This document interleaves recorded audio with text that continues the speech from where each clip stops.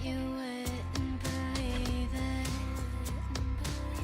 Living on and on, but why do I still hurt when I'm driving and I'm lost again? Hurt when I'm sick and you're not here. Hurt when you seem like you're just fine without me. Oh, I'm not trying to get you back.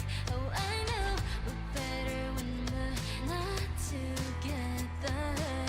Sometimes I think of all the things that could have been different when we were in love.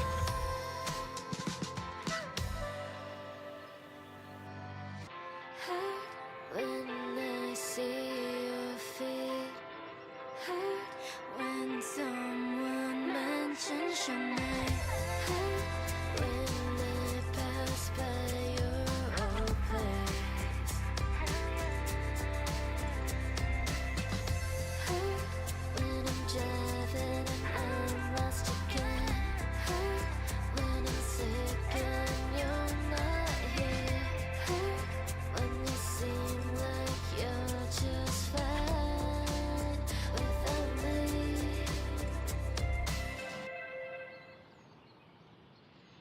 어디서부터 참을 수 있을까?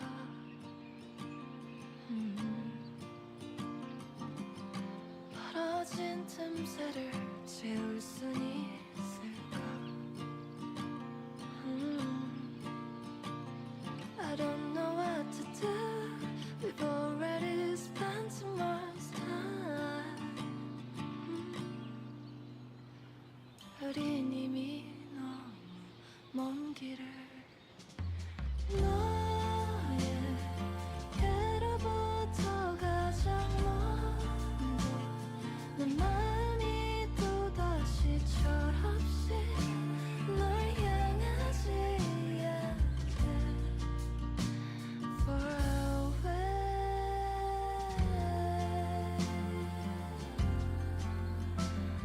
far away.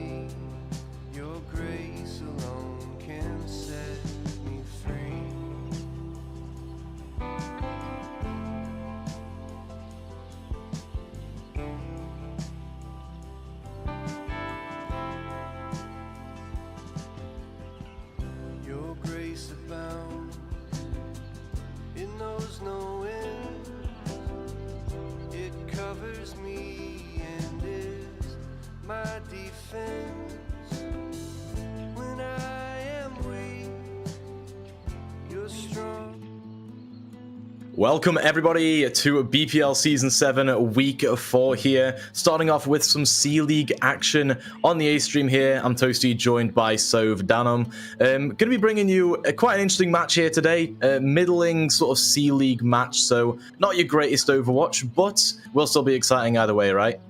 Yeah, I mean, this is that kind of segment, like we were kind of talking about this. This is that section of Overwatch where gameplay is a little unpredictable because, you know, sometimes players just pop off. Sometimes players have good and bad nights, and sometimes teams just like are the working machine. Sometimes they're not.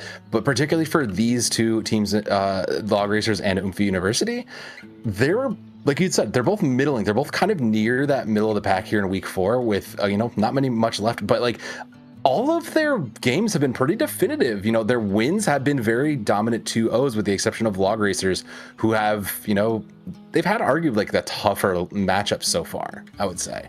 Yeah, absolutely. That strength of schedule is looking a lot worse for them. But let's look at some of the other games as well that are coming up today, because it's not just this one game of C-League action. We do have another game happening on the B stream. That's going to be Sununos versus Thaber. Very, very good game, also C-League. So I would definitely recommend having both streams up on Twitch, because this is just going to be like C-League mania.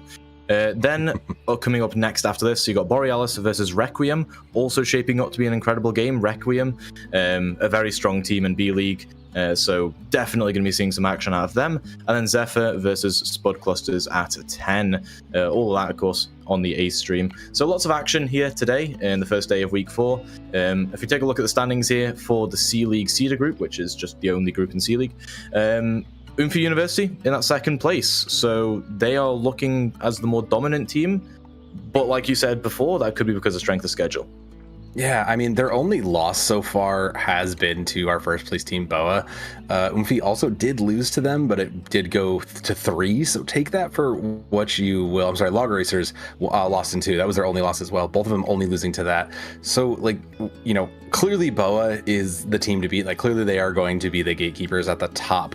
So I really do think that for a team like Oomfie University, like, they need to close this out in 2 to try to keep them in that kind of running for the second position. While a team like Log Racers, who's 2-2, and they have a little bit more to kind of make up, they really actually need this in any kind of format, even if it's like a 3, even if it goes to 3, you kind of just need the W here if you're going to keep yourself into those higher seeds. Yeah, a loss here for Log Racers would be just absolutely appalling for their chances, especially with how tight C-League is going to be, I feel. It's very, very close in terms of the skill levels of these teams, and these players here, Log Racers, they do have a good roster behind them. I feel like it's just that synergy they need to, really crack down on. Bowsy, Khan, and Cambo, very, very strong players out here on this roster. And of course, you've got some new players picked up into BPL who have never played in any sort of BPL sanction event ever. Dark Buddies, Coolies, etc. So it's a mix of old heads and a mix of kind of these new heads that are coming in, scouted out by these captains. So Log Racers definitely need to get themselves into this higher echelon here. Toasty, you said this roster had a good team, and then you called out Bowsy, and I just, yeah. I can't let that happen. No, in seriousness though, Bowsy is like he's like a very good tank player. I think you can't underestimate him in a lot of ways, particularly, in the fact that this team clearly wants to run dive between 2 dive tanks, an Ana and a Sojourn player. Like, you kind of have to respect it, because those players that tend to learn the dive heroes have a lot more going on in their head. They're not just kind of, walking with shield. They are, thinking about all their mechanics. And similarly on the Log Racers, this is going to be their starting 5. Nope, that was not it. I was lied. Production, how could you do this to me? I don't even know what you're doing. But yeah, like, considering this team wants to play dive, I think that is something that is a little bit in their favor and also out of their favor. That what they're going to do, the maps they're going to want to play. Not that that's relevant here, but you also kind of know that they are playing at a higher skill potential. So Log Racers do have a little bit more on that ceiling side, which could be a little bit more of that burst kind of team potential that I was talking about earlier. Yeah, absolutely. And looking at the other side here, Oomfie University, more of the same. I feel like most players now on this roster have not really played in BPL before, with the exception of Denji, who's been around for quite a while. But I think the strength here for Oomfie University is going to be in this DPS line. Ronin and Xlara, very, very strong. But also, some of these players are able to flex over to other roles. You've got, 4 supports here, which are able to offer at least some of them, onto these DPS and tank roles. I feel like this is a very flexible team. I was going to say, hear me out. Something about having 4 support players on a team flexing around is actually kind of feels like an interestingly good way to run a team. Like you said, you have Denji, who is kind of the firm head of this team. They've been around. They know how to do this. Take in these very flexible, support-minded, survival-minded players in a place like Diamond and Masters, where that is kind of the name of the game. And, you can kind of start to see why Oomfie University really does looking well. I also, like you had said, there's a lot of flexibility in this squad. When you look across this roster, you see a lot of different pieces that could come together for good comps. So the variety from Oomfie University, I think, may be one of their big keys to success here. Absolutely, and I think that flexibility is something that log racers have been trying to achieve, but as far as I'm aware, they are just really weak on these kind of these sort of, I guess, rush-oriented maps. Yeah, I've seen Bowsy play the dive. Yeah, I've seen Bowsy play Reinhardt. If you are Oomfie University, like if you are Oomfie University, like that is how you win this. You force them into a position where like you have a Junker Queen versus a Junker Queen, or something where they brawl, because it's very clear that log racer is just like you said, they are learning, and that is something that is important to do. But like that is a point you can exploit, and particularly with the map pool we have, that's looking pretty exploitable. Yeah, you've got at least 2 maps here where the rush is very, very playable. You've got Rialto in the pool. Of course, Rialto, the longer sightlines make it a bit harder. You could end up playing in a sort of dive mirror, have like an Ash Tracer type thing. But this is also C League, and I don't think they're going to be thinking that deep about their compositions. Even in B League, right? Like some teams are just running Lifeweaver Zen and just running it down mid. So I don't think the compositions are going to matter too much here, but like you were just saying, Bowsy a lot stronger on the dive heroes, and as far as I'm aware, Oomfie, they're more flexible on that tank role. They've got a couple players able to do that and play both rush, dive, poke, whatever it may be. Yeah, and Rialto in particular, as we'll head into bans here, is going to be interesting. So we had a ban of Ramatra coming out of log racers. That makes sense because they don't want to go into the rush, and Sombra out of the side of Oomfie. I don't know, like that Sombra has to be targeted. You know these guys a little bit better than I do, but I feel like generally speaking, like Sombra's been such a boogeyman. Like everybody kind of deletes her from the game. I don't know that I kind of feel like she's getting more value simply out of the threat. And I don't want to say that that's a wasted pick, because there may very well be a Sombra player on the side of log racers, but I kind of feel like log racers definitely got the better of the targeted bans here. Yeah, absolutely. Ramatra is more of a blanket ban to get rid of the option of playing slow, sustained compositions, right? The round with the Nemesis, you got the Annihilation as well. A very powerful ultimate to survive mid-fight. Sombra ban, like you said, it just feels targeted. It just feels like they're trying to remove that option, maybe get rid of an annoying character that, to be fair, it gets banned a lot more in Diamond than it does in these higher ranks, your Masters, your GMs. So I think this could also just be a side effect of it being C League, people not really knowing how to deal with Sombra. Yeah, anything's kind of possible in regards to that, but I do think looking at the, knowing map, knowing these picks of the bans, like it just kind of feels like the log racers are in a little bit of a better position. Though we have really seen kind of Orisa pick up a lot more steam, and she is a lot more flexible and usable when you're looking at sustained brawly comps or sustained poke comps, especially in lower divisions like this. Yes. Whereas flankers like Sombra, Tracer, like you had called out, like I don't know that we're going to see any real hard flankers that are expecting to win against support players at this point. It's going to be very interesting. Like I think when we see the loadouts is really going to tell us who understands what they're doing here in Rialto. Yeah, absolutely. It will come down to, like you say, the understanding of those compositions, because you're not just going to be able to run it down mid onto these support players if you're playing Tracer or whatever it may be, or a Genji or even an Echo, right? Very, very good on this map, but also you need to play a composition that will, coalesce around it, whether that be a Diva, whether it be a Winston, even a Hazard, right? We saw that was the favorite hero. Yeah, for Nazi. Yeah, exactly. So it could be just like a Hazard Kiryu Lucio angle, right? You just play that, you try and like go all in. It could be, but I do wonder just because Rialto is kind of those home of, big long sight lines, and I've seen Ronin in the past, who's been a phenomenal DPS player on the side of Oomfie. Like, I wouldn't be shocked if we end up on, like you said, like an Ashe. Even Widowmaker still getting a little bit of, visibility, rarely so, but the Ashe, the Sojourn. Freya's still incredibly strong, by the way, and she has so many now safe angles to play from, even after kind of some of those nerfs coming through. So I wouldn't be shocked to see the Freya pickup, but they are going to sit. I'd say I don't hate the Cassidy picks. I do think they're a little out of place if we're going to sit and play something like Ball. So I don't think Log Racers, I think Gilgamesh may come out onto something to try to pick that, maybe be the Brawl angle. But I do think with Oomfie University's comp, I like this. It's very safe. The Ronin's there to protect the DPS. You still have a little bit of dive ability in the Zen, but you have a Lamp, you have the Cassidy that help with it, and Excalibur is going to be kind of on their own. So I really, it's going to be a lot of pressure on them to make sure they get the picks. But I do think that their comp looks very strong from a defensive point. I like this out pick. Yeah, for sure. And Oomfie here, playing this stationary Sigma comp against this Wrecking Ball, going to be very, very rough. Log Racers, they're just going to want to take these angles very, very early on. Yes.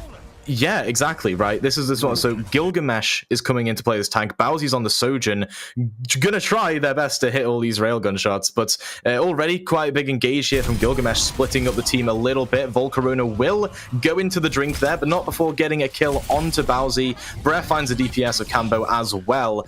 So a good first fight there for Oomfie. Yeah, the Log Racers comp just doesn't quite fit. The Cassidy's a little bit of an odd duck because he's very, kind of exploitable. His only movement is the roll. Everybody else around him is very movable, very mobile. I kind of wish we would take the Tracer matchup, but I understand kind of how we got here. And with Xlera kind of controlling these flank angles, I do think Oomfie University has a little bit more of the kind of game figured out. I don't know what angles Xlera is controlling, but it was not that one there. Not exactly. Yeah, literally, Cambo manages to peel, Taken gets the final blow there. Now, Ronin playing aggressive in the front line with Volcarona, looking to put some pressure onto those squishies, but Gilgamesh is pestering the backline here. Obomna has to use that Immortality Field just on the Wrecking Ball. Here's the flank from Bowsy, hits a rail. There we go, that's what we love to see from this DPS player. Off-rolling, apparently, but making it look good. I say he's making it work, so kudos to them. They're winning the duels. Bowsy's been doing exactly what he needs to do. I think Oomfie University, again, just kind of got a little bit punished there, maybe stepped a little too far, because the Log Racers did exactly everything they needed to, with Gilgamesh going in and playing that ball phenomenally. Not what I would have expected against this, but handling it well. Ultimates coming in for Oomfie, though, probably do favor them. Where are you going? No! Where are you going? The foul drive into the pit there. Brer gets that whip shot, and now Volcarona can just control this front line freely. The Wrecking Ball gone means that there's no disruption to this backline, no angles to be taken whatsoever. Yeah, Gilgamesh out means that fight is done, and that was a free fight. Under 2 minutes now. It does give Oomfie University a little bit of time to come up with the rest of these ults, but the longer this goes on, their ults are a little more underwhelming. Pulse Bomb, the Window, the Ant Matrix just really don't do a ton of work here. So for Log Racers, this kind of, time that they have saved is going to do them a lot. They're going to commit probably both of these support ults into it, but they have to make sure they can use them onto a target that they can really, collapse onto. Probably this Sigma, maybe Brett over on the Brig even. Okay, single player lifted up by that Gravitic Flux, but the beat is there from Khan. Very good timing on that, as a pulse is wasted into the back here. Xlera desperately trying to put pressure onto these DPS, but Cambo Bowsy controlling all those long sight lines, and Gilgamesh will somehow find Xlera just up on that high ground. Now Log Racers, they are low on health. They will have to stabilize a little bit here, but Gilgamesh is showing no signs of stopping here. Here comes the OC as well from Bowsy, ripping it, trying to find some kills with it, but unfortunately no one's going to be able to touch the point here for Oomfie other than Volcarona, while this backline is just getting ravaged. Gilgamesh, another kill onto Obomna, and still Volcarona's kind of holding it down in the front here. Yeah, as I say, that's the thing is, for all the work that Gilgamesh is trying to do, there he goes again back into the drink. For all the work that he's trying to do, there's no follow-up. It's just been Gilgamesh kind of diving on his own. We'll get the pause, and I'm not going to talk about the multiple times that Brett has just dominated that, because that's a different problem. But I do think that Log Racers have kind of struggled, right? Like Gilgamesh has been trying to go into the backline to disrupt and has no real follow-up. This is where you want the Tracer. This is where you expect the Kiri to maybe teleport in and support those kinds of moments where you have them distraction. Because like you said, the Sigma is just kind of sitting in the front line, blocking and cycling those cooldowns, really kind of denying so much of the DPS value that should get through.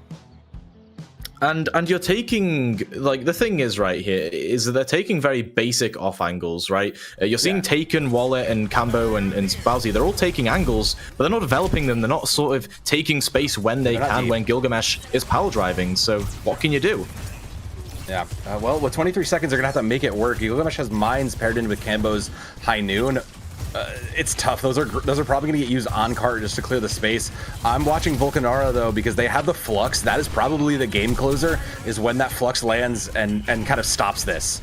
Speaking of things landing, it's the power driver onto Volcarona and absolutely decimating them. In fact, the Flux cancelled out there of all things. So an ultimate gone. Oomfie desperately trying to catch on here with a High Noon.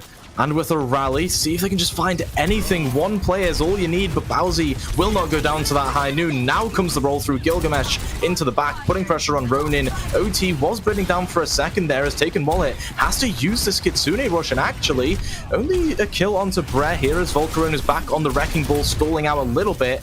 But it's not enough here. I think Log Racers are going to push this one through, despite losing Gilgamesh there. Xlera somehow surviving in the front line. Wait a second, hold on. Khan is going to use that sound barrier. Keeps him alive, but still the Genji's here. Gets like a dash through. It's not enough, sadly. Cambo will do the cleanup work there, clutching up right at the end.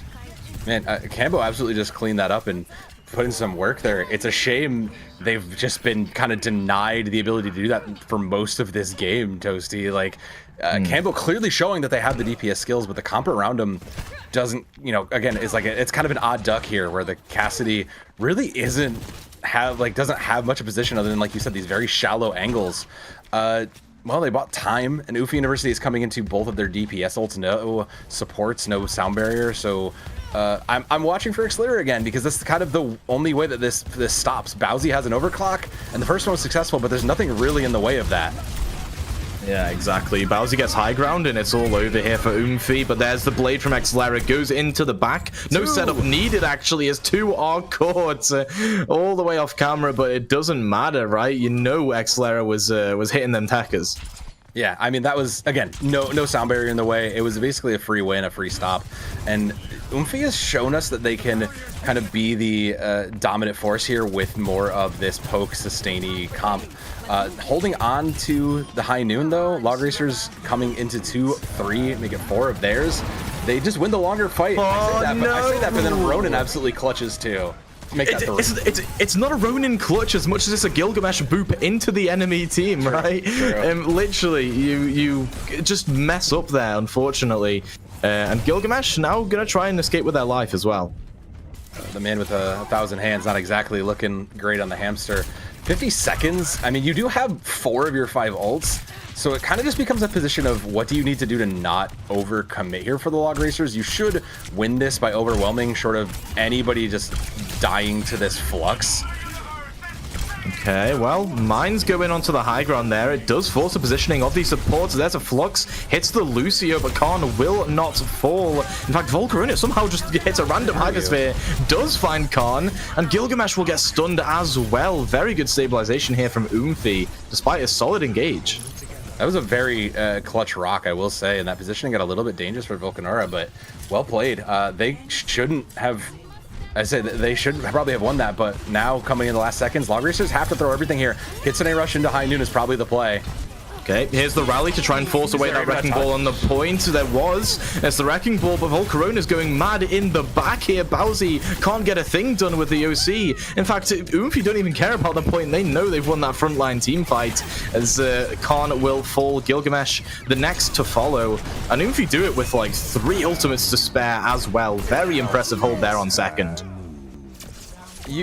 I think that kind of hold shouldn't be surprising, though. If we were to break down kind of the individual fight-to-fight moments, Oomfie was winning the majority of those. You know, with the exception of that extended fight just before point A, like Oomfie had won the majority of them. They are just kind of kind of winning, and it's a combination of just like the meta team comp that they're playing, where all the pieces work together, versus Log Racers where they have like 4 out of 5 pieces that are really good and kind of do it, but it's not fully functioning. As we kind of noted earlier, dive is so hard to play. And then tack in the fact that like Oomfie just kind of has had very good pop-off moments. Brett, particularly in the backline, just phenomenal brig work, by the way. We've been talking about all the DPS and the tanks. Brett has been phenomenal on that main support role, and that has kind of been a difference maker, where it's like Khan's looked great, like playing Lucio and Taken has looked good on the Kiri, but Brett has just stood out time and time again, winning those fights against Gilgamesh on the ball, and that is kind of something that really dictates how fights play out, is whether your support line can stand up against a tank. Yeah, exactly, and I definitely think Brett's been doing some crazy work. If we want to talk about, you know, crazy supports as well, Taken Wallet, despite Log Racers not getting too much progress there, these off angles being taken by the Kiri, finding random picks just on off angles, I mean, it's very impressive, especially in C League. You know, it's very hard to hit those shots from far ranges on Kiriko, but they're making it look good.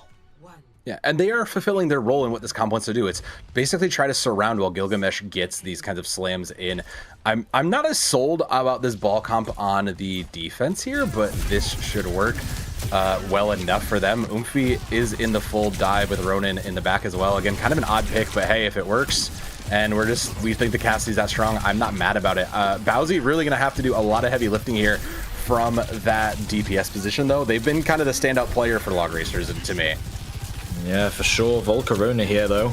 Kind of just sat on the low ground, not really taking too much space, staying stable, waiting for that ball to engage, but Gilgamesh won't be fended off that easily there. It's Taken, just as we were talking about them, you know, finds that kill onto Xlera, removes the threat.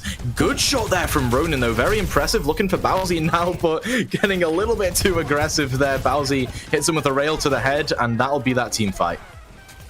Okay. Yeah, again, maybe a little bit chaotic, which is exactly what this Log Racers comp wants to do. But like you said, Taken has been doing their job incredibly well, just hitting those off angles, getting those picks in for those kunais, and kind of filling in a lot of the DPS work that maybe has been missing from things like that. Cambo now over to the Tracer. I like that better. I think that's just a better full team.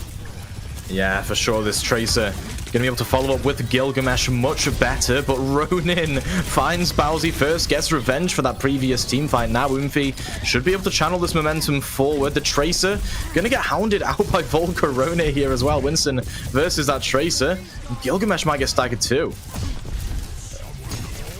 Barely gonna get out. We were kind of questioning earlier into this is, you know, how does a team like Oomfie do into the Log Racers, you know, very comfortable dive, and they're showing that they can dive with the best of them. Coming into the A point here, 4, almost 5 ultimates online, ultimates across both sides. Brett is a little behind in the sound barrier. What a jump. That's one of the pulses of all time. I'm gonna say that Xlera, as a huge beat comes in here from Khan to go hyper aggressive, put pressure onto Oomfie's front line, and the OC just helps to do that so much more as well. Look, say what you will about the pulse bomb, but it did exactly what it needed to do there, which is, you know, try to create some chaos and hold, and it almost did that. But Khan with the earlier sound barrier worked. That did get them time for now, but with Oomfie having the sound barrier for this fight, they will just win in the longer fight.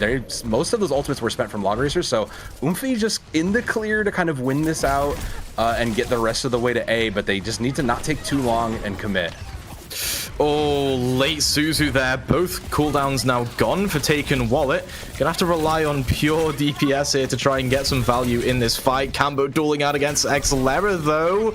Oh, very, very close there. The recall is utilized, and Ronin will find Khan elsewhere on this map.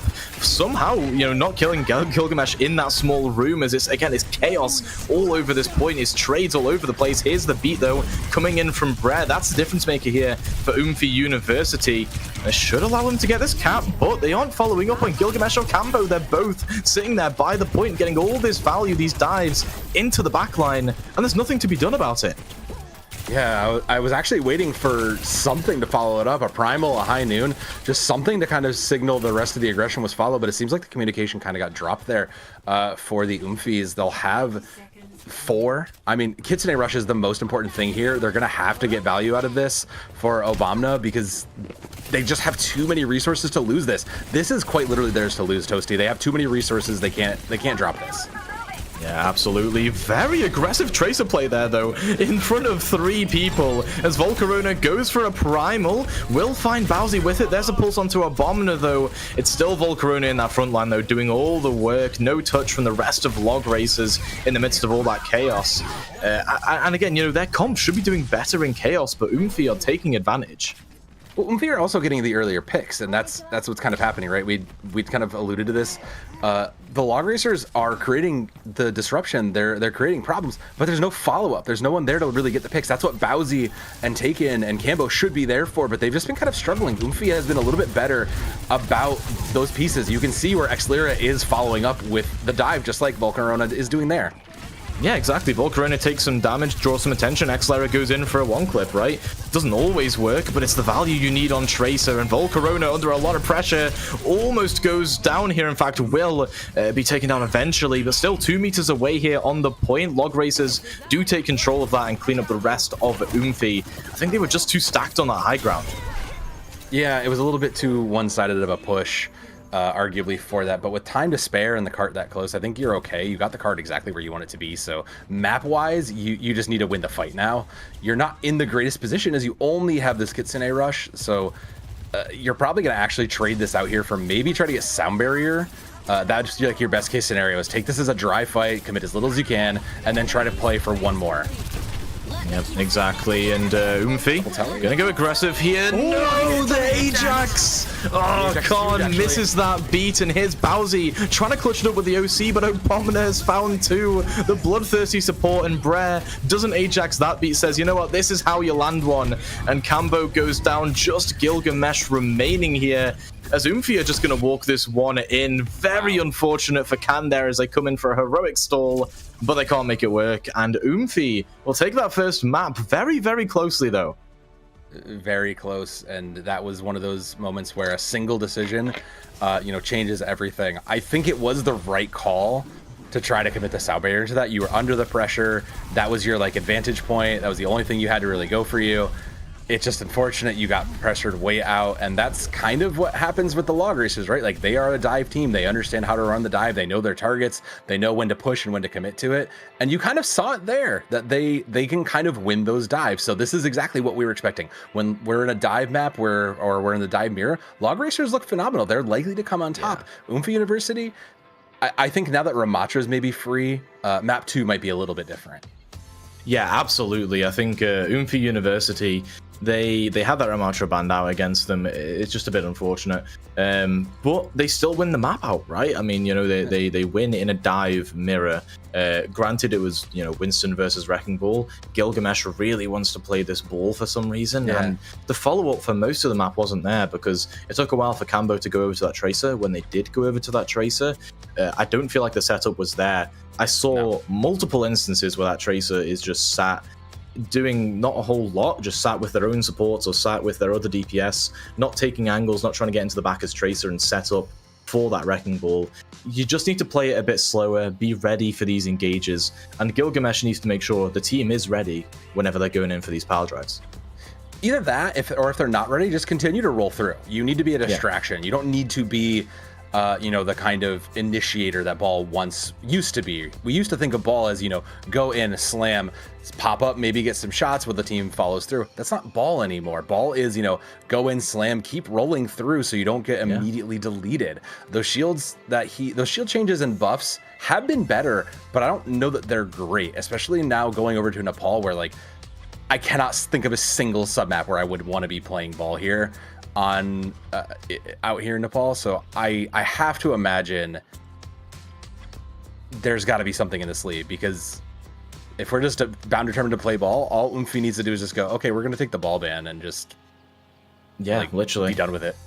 I mean, you could ban Ball here, or you could ban the Tracer, so there's no follow-up for it. You could play Genji, but okay. Log Racers first ban here.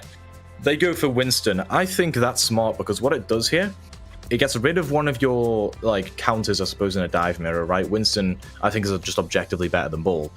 But what it's going to do here is going to get rid of that, and it's going to protect Ball. Yeah. So now you can guaranteed play the Wrecking Ball. Oomfie should respond with a Tracer ban here. That is my personal opinion. I also wouldn't hate a Kiri ban, though. if that's their plan. If you're really concerned about like winning a various war, I think you've proven your DPS can win in the duels. So I would be more interested in maybe taking a support ban, maybe the Kiriko. Okay. Okay, we're just gonna deny Bowsy the Sojourn. I'm not crazy about that. I don't hate it. I don't love it. I'm kind of indifferent. Again, it feels like we're like Oomfie don't necessarily need to worry about that though. They understand, like you said, ball is protected, so we understand that. We also understand that we can beat it. What's been our next biggest problem? Well, it's probably been the Sojourn. It's been the pick potential. I don't hate it, but I'm not crazy about it. So we'll see how Log Racers respond, because they once again at the end of these ban phases kind of got the worst end of it all.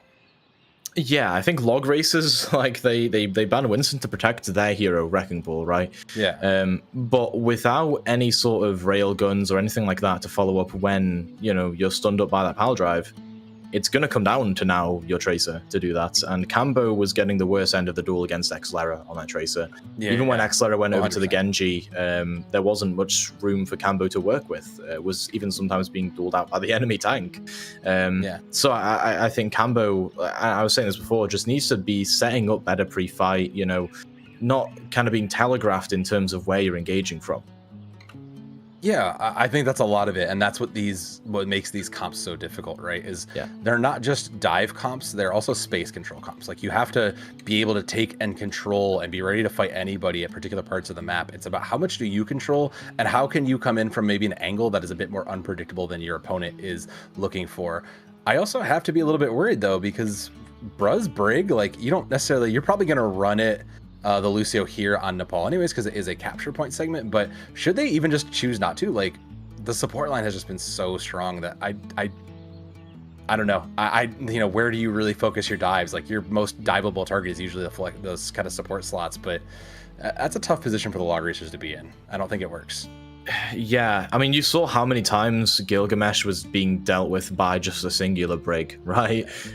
Multiple whip shots into the river, multiple instances of just popping rally, bashing the ball, and denying any value on those engages. The brig is so powerful. Whether we'll see it here on Nepal is a different story, right? Because you're going to be playing a lot more fast-paced, a lot more rotational than you would in sort of these static high grounds of Rialto. What you could see is instead an adaptation to more of that Juno brig, or if you even wanted to, for survivability for your support line, play Kiri Lucio. Very, very hard to dive. It is worth thing that, like kind of like we had said earlier, is that Oomfie University does want to close this out in 2. They are sitting in that number 2 position here in week 4, so this would kind of cement them in that top 4 position. Maybe, you know, give them a little bit closer. The longer this goes on, the tougher it becomes. The map differential gets a little bit less because they have to add a loss into it. So they are kind of positioning very well to kind of close this out. I think Log Racers kind of are back against the wall right now, you know, in the corner, and they're kind of looking for a haymaker. They have to pull something surprising out here. They cannot be a predictable team like they have been so far. Absolutely. And, you know, we were expecting Bowsy to come out on the tank, play a bit of the hazard, you know, a preferred hero. But they haven't shown that version of them just yet, whether it's because of scheduling difficulties, you know, having to have Bowsy on that DPS. Who knows? But either way, I just don't think the Wrecking Ball is working. Like you say, they have to whip out something here, because it is getting to the point in the season now where your hopes will be on the line for playoffs. You lose this, and then maybe another loss, and you're pretty much out, or very, very bottom seed of playoffs. Yeah, I mean, all I generally have to say about the Bowsy DPS is... I mean, look, the Sojourn wasn't terrible. No, he was actually doing a good bit of work. I jest. He was doing a decent bit of work there, but it was very clear that Oomfie just went, oh, like, there's our problem. The DPS is winning. Yeah. Bowsy's hitting shots. Let's get in his face. They got in his face, and the rest of that plan crumbled. So I do think with Nepal, like, they banned out the Sojourn anyways, so Bowsy now has to try to find a different answer anyways. It could well be... If I know Bowsy any amount, he didn't learn Freya yet. He's not going to go to the Cassidy. So it might just be like a soldier even. He might just go to that. Maybe he's got something else in his pocket. But like with Sojourn gone, and considering he didn't really swap off of it much, like it's probably just going to be another like medium range hit scan. Hanzo's in a place, I guess. He's in a place of all time. So I think I think Bowsy's exit character is going to tell us a lot. He should just lock the sim and stay on that. We've seen so much success from pro teams getting value on sim, particularly into stuff like dive comps and you know, as like an anti-dive or as like an anti-brawl comp. I don't think it's a bad look here if that's something in your pocket. Absolutely. The sim is a shout. The soldier, not so much. You'll give me flashbacks to watching Ignite Memories scrims, but it's a pick. It is an alternative. Not that it's a good one, but no. Like I say, if the Sojourn's banned out and you can't play Freya and you can't play Cass, that is probably your next best bet, unless you really want to put all your stock into playing these dive DPS. I don't know how Bowsy is on, say, a Tracer or a Genji. I think I've seen him play Tracer. I feel like I've seen him play Tracer once before. It's a possibility, right? But at the end of the day, it's all speculation. We're just going to have to wait and see. We have had a DC as we've gone into the game here. I'm assuming it's to do with the log races, as they called the pause before. But I think here on the poll, it will depend very, very greatly on what sub-map we're playing on first. Because you could be in a situation where your best sub-map doesn't get played at all if you get 2-0'd. Oh, absolutely. If we see, I believe it's Village. If we don't see Village until 3, like that is a particularly strong brawl map that, you know, neither of these teams have really shown us. But I would probably give the edge to the Oomfies. They kind of have a little bit more flexibility, as we have noted in the pre-game. So I'd kind of give them the edge. And, you know, knowing that Winston's out, again, like you got rid of one of your biggest counters, but D.Va still exists, and D.Va is still phenomenally good on arguably all 3 of these maps going into center. I still think like we come out on D.Va. I still think you come out on D.Va here and you just beat up the ball. Like it's a little more defensive, but I do think that okay, yeah. Or you just play the Ramatra and force the brawl. I don't even hate that. Like if you just don't want to take that, I agree. So substitutions here, that's the important thing, right? Ooh, You've got Bree out for Panini, and you've got Claybird in on the tank here. So this, again, it will signal that we're going to see more of the Ramatra, I would imagine. Yeah. Sim Bastion is a choice of all time, but it's not terrible. I don't hate it. I actually don't hate it, though. Like, that is a definitive brawl comp. It melts most things. I say Ronan going to the Cassidy makes a lot more sense. Still a very strong melting comp, and does deal with anything here. Bowsy over to the Sombra. I did kind of maybe write that off because I kind of didn't think Sombra would be as good, but I do think Sombra in herself has a threat. So an interesting change of pace from Bowsy. I do think it can work with Gilgamesh. They have to just sync up, though. Tough mispositioning there from Ronin. Gets isolated on the side by Gilgamesh. Will be taken down in a duel. Everyone else on Oomfie, though, is kind of split, right? You're seeing a core of 3, and then Ronin and Slayer were playing on their own, and now they're going to have to try and hold on to this point while Gilgamesh comes in with these roll-throughs with potential pile drive. Panini goes down, so that's 2 down now for Oomfie, and I think they're just lacking the players to keep this Ramatra alive and healthy now as... The Sombra is interesting here from Bowsy. You want to kind of focus your hacks, I guess, onto the Tracer and onto this Lucio. Get rid of those mobility, those targets. And we'll see if it works here. Log Racers still haven't really gotten any presence on the point yet. Gilgamesh going for these engages onto Claybird. Finally eliminates him. And that should be the team fight. I actually think this makes sense. If this was their plan the whole game time through, like, I get it. Bowsy is kind of playing the initiator here, similar to how you would on a tank, where he's just going, I'm hacking this target. There's a follow-up from Gilgamesh. Cambo turns their attention to fire at whatever is hacked. And this kind of feels like the Log Racers' final form here. It was a long fight to finally get control of it, and his 27 went the way of Oomfie. But now that they're in position, I actually kind of think Log Racers are looking a little better. Like you said, Oomfie's playing a little bit more spread. They're not quite in a brawl comp, because they're like in a brawl comp, but not quite the best form of it, with Xlera playing this Tracer. The Pulse Bomb does stick. Wow. Yeah, Pulse yeeted in, forces the Suzu. Very good engage coming up now for Oomfie, I think. If they can close that distance, Claybird under a lot of pressure on that entry. Cambo will end up going down first here, and that Nemesis form being utilized on the backline. Log Racers being zoned out. No one to follow up on what Gilgamesh is doing to these squishies, right? Everyone's being sort of flung about, but no value gained as Log Racers. They're posted up for an EMP here, but the Sombra will be scouted out. Khan almost goes down as well, but Oomfie have stabilized for now.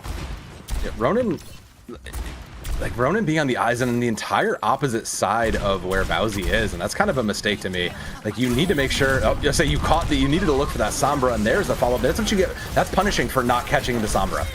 Yeah, literally. I mean, all it would have taken is a bit more scouting, a bit more focus. But either way, Annihilation being popped here. It's 2-for-2 trade. Oomfie really want to turn this one around. Gilgamesh going to take the brunt of that Annihilation. Everyone else is scattered as local races. They don't really have any clear presence, right? Anything commanding to force their way onto the point.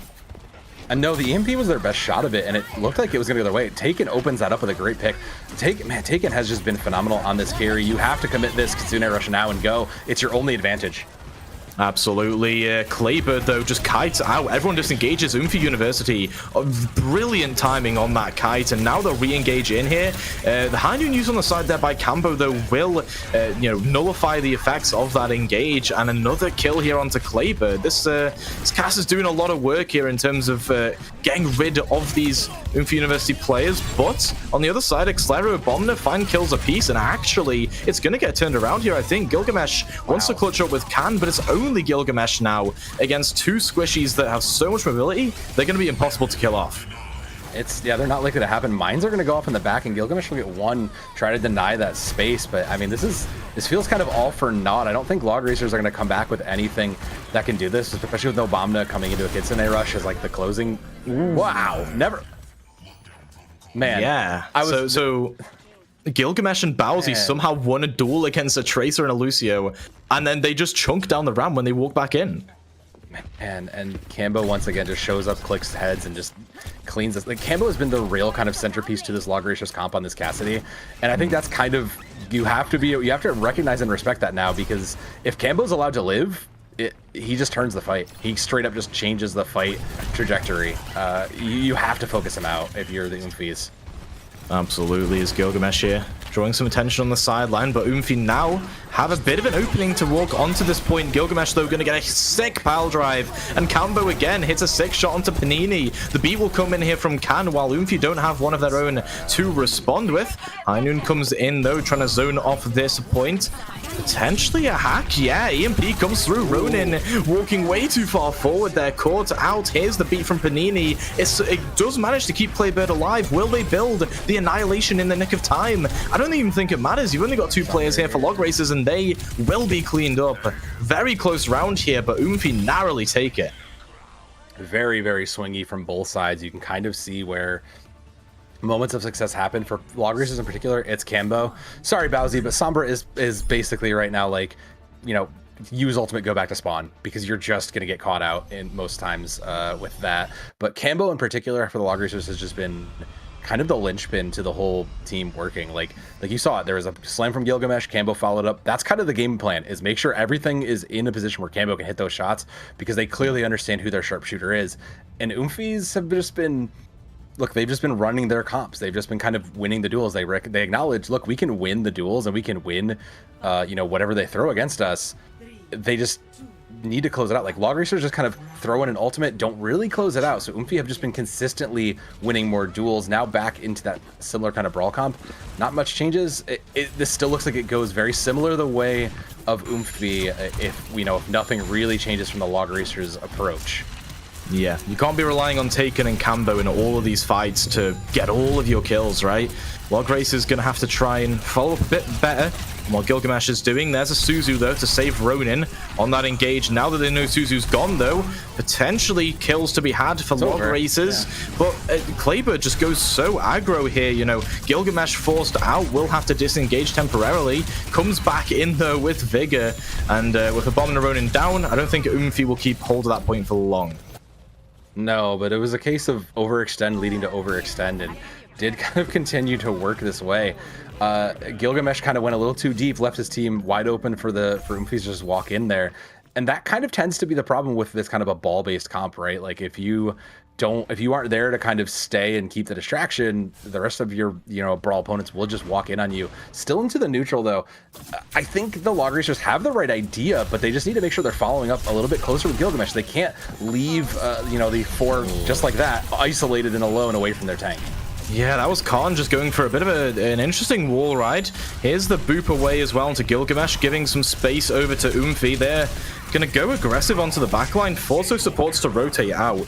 So far, the points starting to go towards Oomfie University, ticking it up. No touch to be had. Khan will get a revenge kill there, though. Claybird has fallen, and so Oomfie now going to be split up all over the place, trying to just find whatever kills they can. Here's a high noon. Ronin.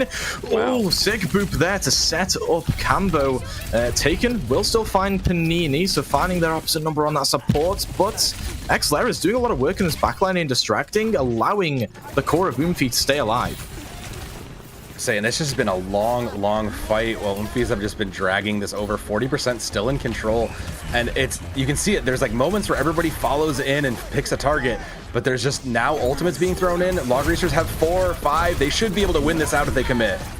Oh no! An Ajax DMP from Bowsy there, and a missed High Noon as well. Wasted DPS ultimates there for Log Racers as it goes all horribly wrong. An Annihilation as well, just to stabilize, right? Oomfie know they can invest safely, but still, Khan finds Panini with a boop, and actually Abominor trades back. It's still up in the air here as Claybird just has to block through all of that damage. Slayer now in the back, looking to just get any kills they can. There's a sick power drive though to find Ronin. Nice tech is there on that Wrecking Ball, but I don't think it's going to be enough. You've got enough players here for Oomfie to potentially kill Gilgamesh, but no, they find Slayer. They're going to look to kill off this Lucio as well, and somehow Oomfie's hold was broken. Yeah, gotta give it to Gilgamesh. For all we've been giving him a hard time, that was a very good save, just a very good understanding of how to use Wrecking Ball. You can kind of see that, like, this is why it's their preferred hero. A long fight, though, got Oomfie to 86, and Log Racers have a lot of work to do with these. With only mines, it's going to be a long road. All right, well, there's a power drive onto Abominor, and honestly, with Abominor got out of the fight, I don't think Oomfie should even try and fight this. Yeah, we were talking a little bit earlier about the space control that this kind of ball comp needs to have, and you can see it. They're holding both sides. They're making sure they have the pack control. They're watching. The communication seems a little bit better. So on this push, Xlera has the keys to the car. They have the pulse bomb. They have to land this on somebody if Oomfie wants to close this out. All right, don't pulse before the Suzu comes through, though, Xlera. We're trying to force it out desperately. I think there you go. Suzu's invested. Are you going to pulse this? Yes, you are. It hits the cast. Almost hits Khan as well. Everyone's low in that room. But is there going to be any follow-up here? Claybird gets in the midst of it all. 2 kills gained there. And now Oomfie, they're just going to have to fend off a stall fight. There's going to be one last touch, and Gilgamesh is in position, the scout. I don't think he'll make it in time if he dies. He made a touch, so... Yeah, procced it. He'll procced it, but I don't think... Nobody's close. Nobody's even close. Yeah, Khan is going to wall ride there. Cambo gets a singular kill, but High Nooning in front of the whole team is not going to do much there. It's the only option they had, but Oomfie will take advantage of it. They will win out the series 2-0. And to be honest, they're on a streak now. Yeah, as I say, this is going to be 3 wins in a row for them. Considering their only loss was to the #1 seed. And I kind of wonder now, looking at the Oomfies here, they look like they're ready. It looks like that match versus the #1 seed is probably going to be something we get to see again. So they look ready. They look like they're winning. They look like a dominant #2 spot, and I think they're showing that they're earning it. So kudos to them, because they are definitely making a statement here in the back half of the season. Yeah, and we've seen that flexibility that we were talking about come to fruition in this match. It was looking a bit close on Rialto, but that Nepal map was it definitely felt a lot more in control for Oomfie University than Rialto did, especially with Claybird coming on tank there to play the run match that was banned out map 1.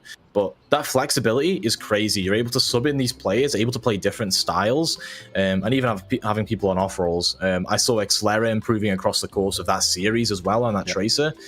Just a very, very impressive roster you've got here. And looking at the standings, very well-deserved second-place seed for them. Boa have a match coming up just, I believe, tomorrow, and we'll see if they can hold that 4-0 slot. I mean, there are likely, just kind of looking at this from these 2 teams alone, like that they've beaten the #2, they've beaten the #6. Thaber also taking the W over Cyranos, so you kind of know that they're probably not winning it too. Boa are the team to beat, but Oomfie University look like like you said, like they have the flexibility and the compositional understanding to kind of make that work. Log Racers, on the other hand, like I see the vision. I see it. I really do. I understand how the puzzle has to come together, and I think they do too. But I think the problem with log racers is maybe just a little bit of miscommunication, maybe some pieces just not quite fitting together right, because there's clearly a lot of talent on this roster, but it just doesn't quite line up in the game. So slap on a couple scrims and maybe you can fight yourself into that kind of top 4 position. Absolutely. I think they can break into that upper echelon. It was just a couple of macro mistakes, a couple of minor individual mistakes. You know, it's the gameplay can be cleaned up, and it's through no individual fault, I think. Yeah, no. But the more you scrim, the more you're gonna clean up on these things, and I think we could see log racers win a couple of games here. Right, they'll have a pretty easy schedule, I think, in the last couple of games of regular season. So should be able to pull it back and get into that lower echelon playoffs. Let's have a look, though, at what's going on with the rest of today's games. On that B stream, of course, we had the game that's already been played. We don't know the result of that. We'll get back to you soon on that. But Borealis versus Requiem coming up next in that B League Birch group. Very, very excited to see that. It's two very impressive teams against each other. The Requiem is my personal vote. I mean, both of those teams are strong, and like we had kind of alluded to, this is C League, it's a little bit more unpredictable, but the B League is where it gets refined, and closing it out is going to be Zephyr versus Spud clusters. It's a long, long day here at camp, but it's going to be an exciting day of games, Toasty, so, you know, make sure you are following here, stay in, and just keep on watching, because there are tons of incredible players here coming in. Yeah, absolutely. We're going to a break here before we get our next game coming up. Make sure you stick around. It's going to be a good one. See you there.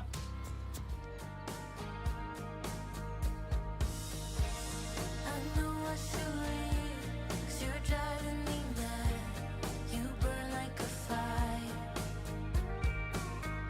I'm so goddamn naive.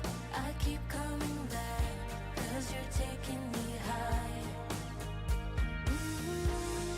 Higher than I've ever been before. Then you let me down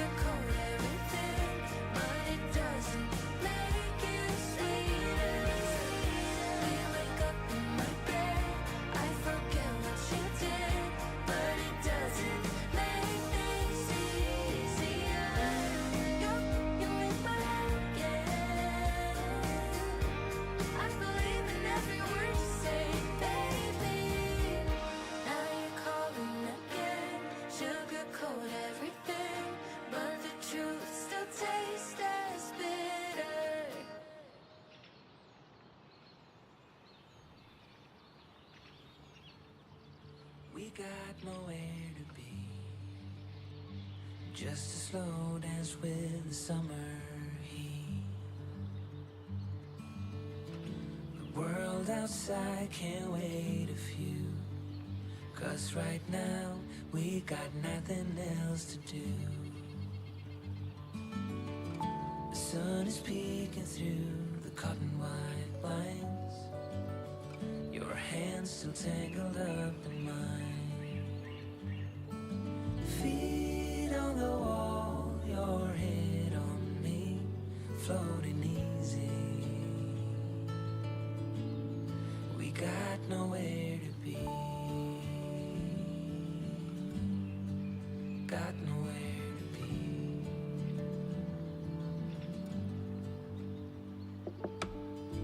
Your hair's a mess, but you don't mind. You just laugh, let it fall where it lies. Coffee's cold, but we take a sip, talk about nothing. Let the morning slip.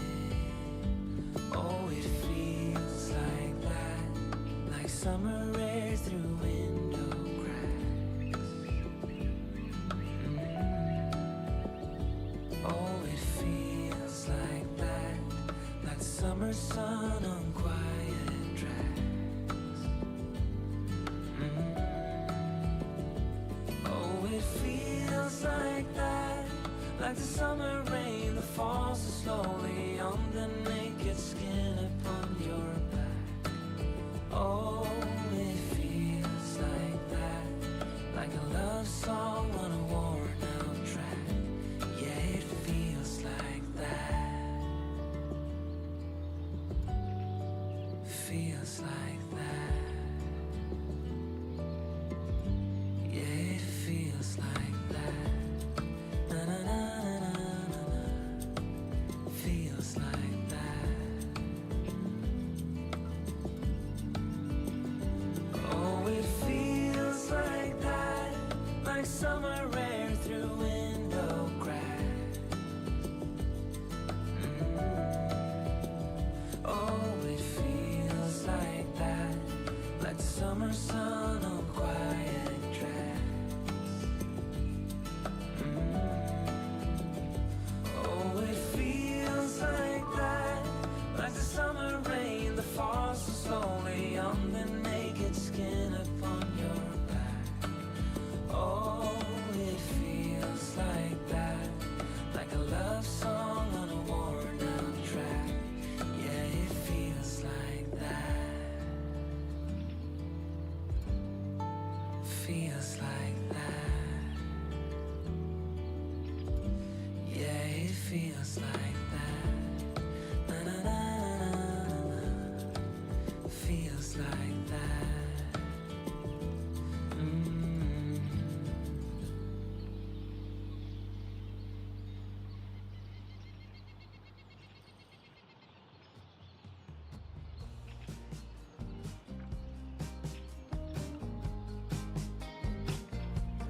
Where did the time go?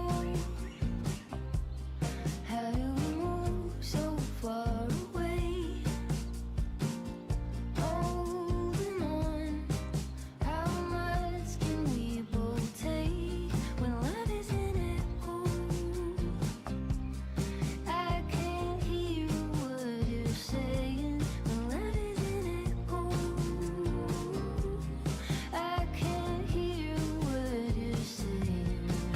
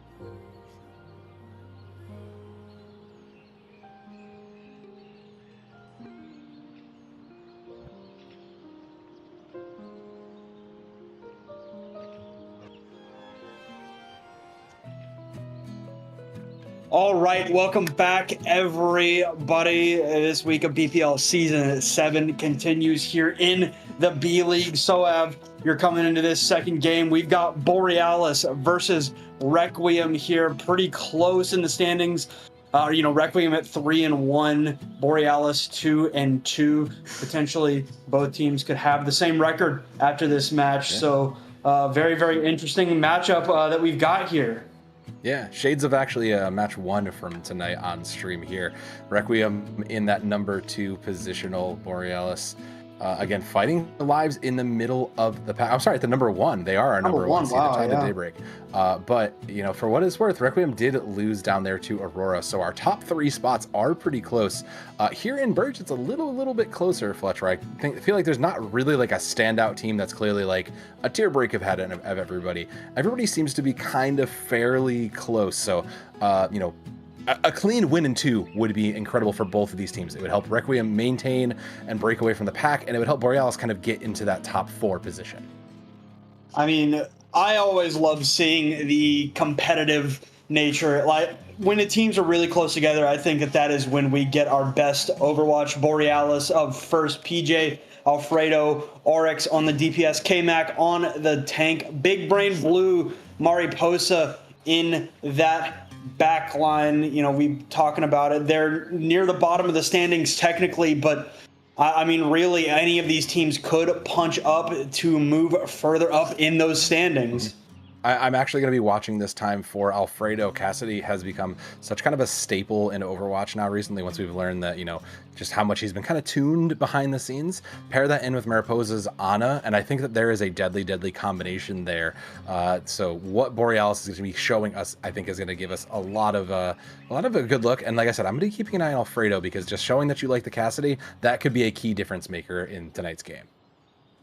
On the other side, we've got Requiem, our current number 1 seed, Lucky Twisted on the DPS, Amigo on the tank, Boop, Keyed, Riptide in the back line. A bit of a tighter squad, only 6 players here. That could be one of the reasons why they've got the best map differential thus far through 4 matches. They are on the top of the standings, for a reason, even if it is close, right? This team has been great over the course of this season, and they don't have a whole lot of with the BPL rules, everybody has to play at least once. This roster's not changing much with that rule, because there's only 6 players, so they're so used to each other. That synergy has got to be way up. Oh yeah, when you're not changing tanks or you're not changing supports that frequently, like if you can just leave your main shot callers, your tank and your main support, if you can leave them in and just kind of flex around between like Riptide and Keyed, like they huge benefit for a team like that. But even not having a deeper roster, it's worth noting that like a lot of these Requiem guys seem to have come off of some of the back of different teams. So in that build phase, it seems like the Requiem squad kind of recognized, all right, there's some built-in synergy from previous seasons, from previous BPL events. Maybe I should try to hedge my bets and get some of these players that already know how to go for it. And it definitely seems like it's working. Going into Junkertown as our map 1, I actually do kind of look at this and say, well, you have an Ashe player on the bench. Looks great for you. You have these long sight lines. You have a lot going your way for the side of Requiem. That's kind of a relief in that regard, I think, if you are the number 1 seed. Yeah, I agree with you, right? Junkertown especially, is kind of like a long to mid-range hitscan's dream, right? Widowmaker, Ashe, I expect those to dominate. Like you said, Cassidy gets a lot stronger when you move into those second and third phases, when it becomes a little bit tighter. The high ground still incredibly important. So, the Ashe, the Widowmaker, as we get ready to head into our bans, we're not actually going to get to see the Widowmaker because Borealis has decided to ban that hero. The other side, Requiem, has decided to ban Brigitte. I understand the Widowmaker heavily, and I'm kind of interested by this Brig ban. What are you thinking about it, Sohav? I'm kind of with you. It's not like the craziest. I'm not like the happiest pick for it, because like you said, in the later sides, in part 2 and part B, once we get like Streets phase, Brig does get a little bit better when Dive comes back on the map per se, but I'm not like crazy sold about that. I do think that if your opponents are playing dive, you're also very likely playing dive. If you're playing a brawl, you're not playing Brigitte. So I'm not really sure what the ban, you know, it feels like we've got some logic and some reasoning to it. I don't see the full picture though, so I think we'll have to really get into Junkertown to see what we were afraid of by this Brigitte. The only thing I can kind of make of the signal is that we want our dive to be very free and be able to kind of really collapse onto people. So in a place like Junkertown, that might actually be successful. That might actually come to fruition.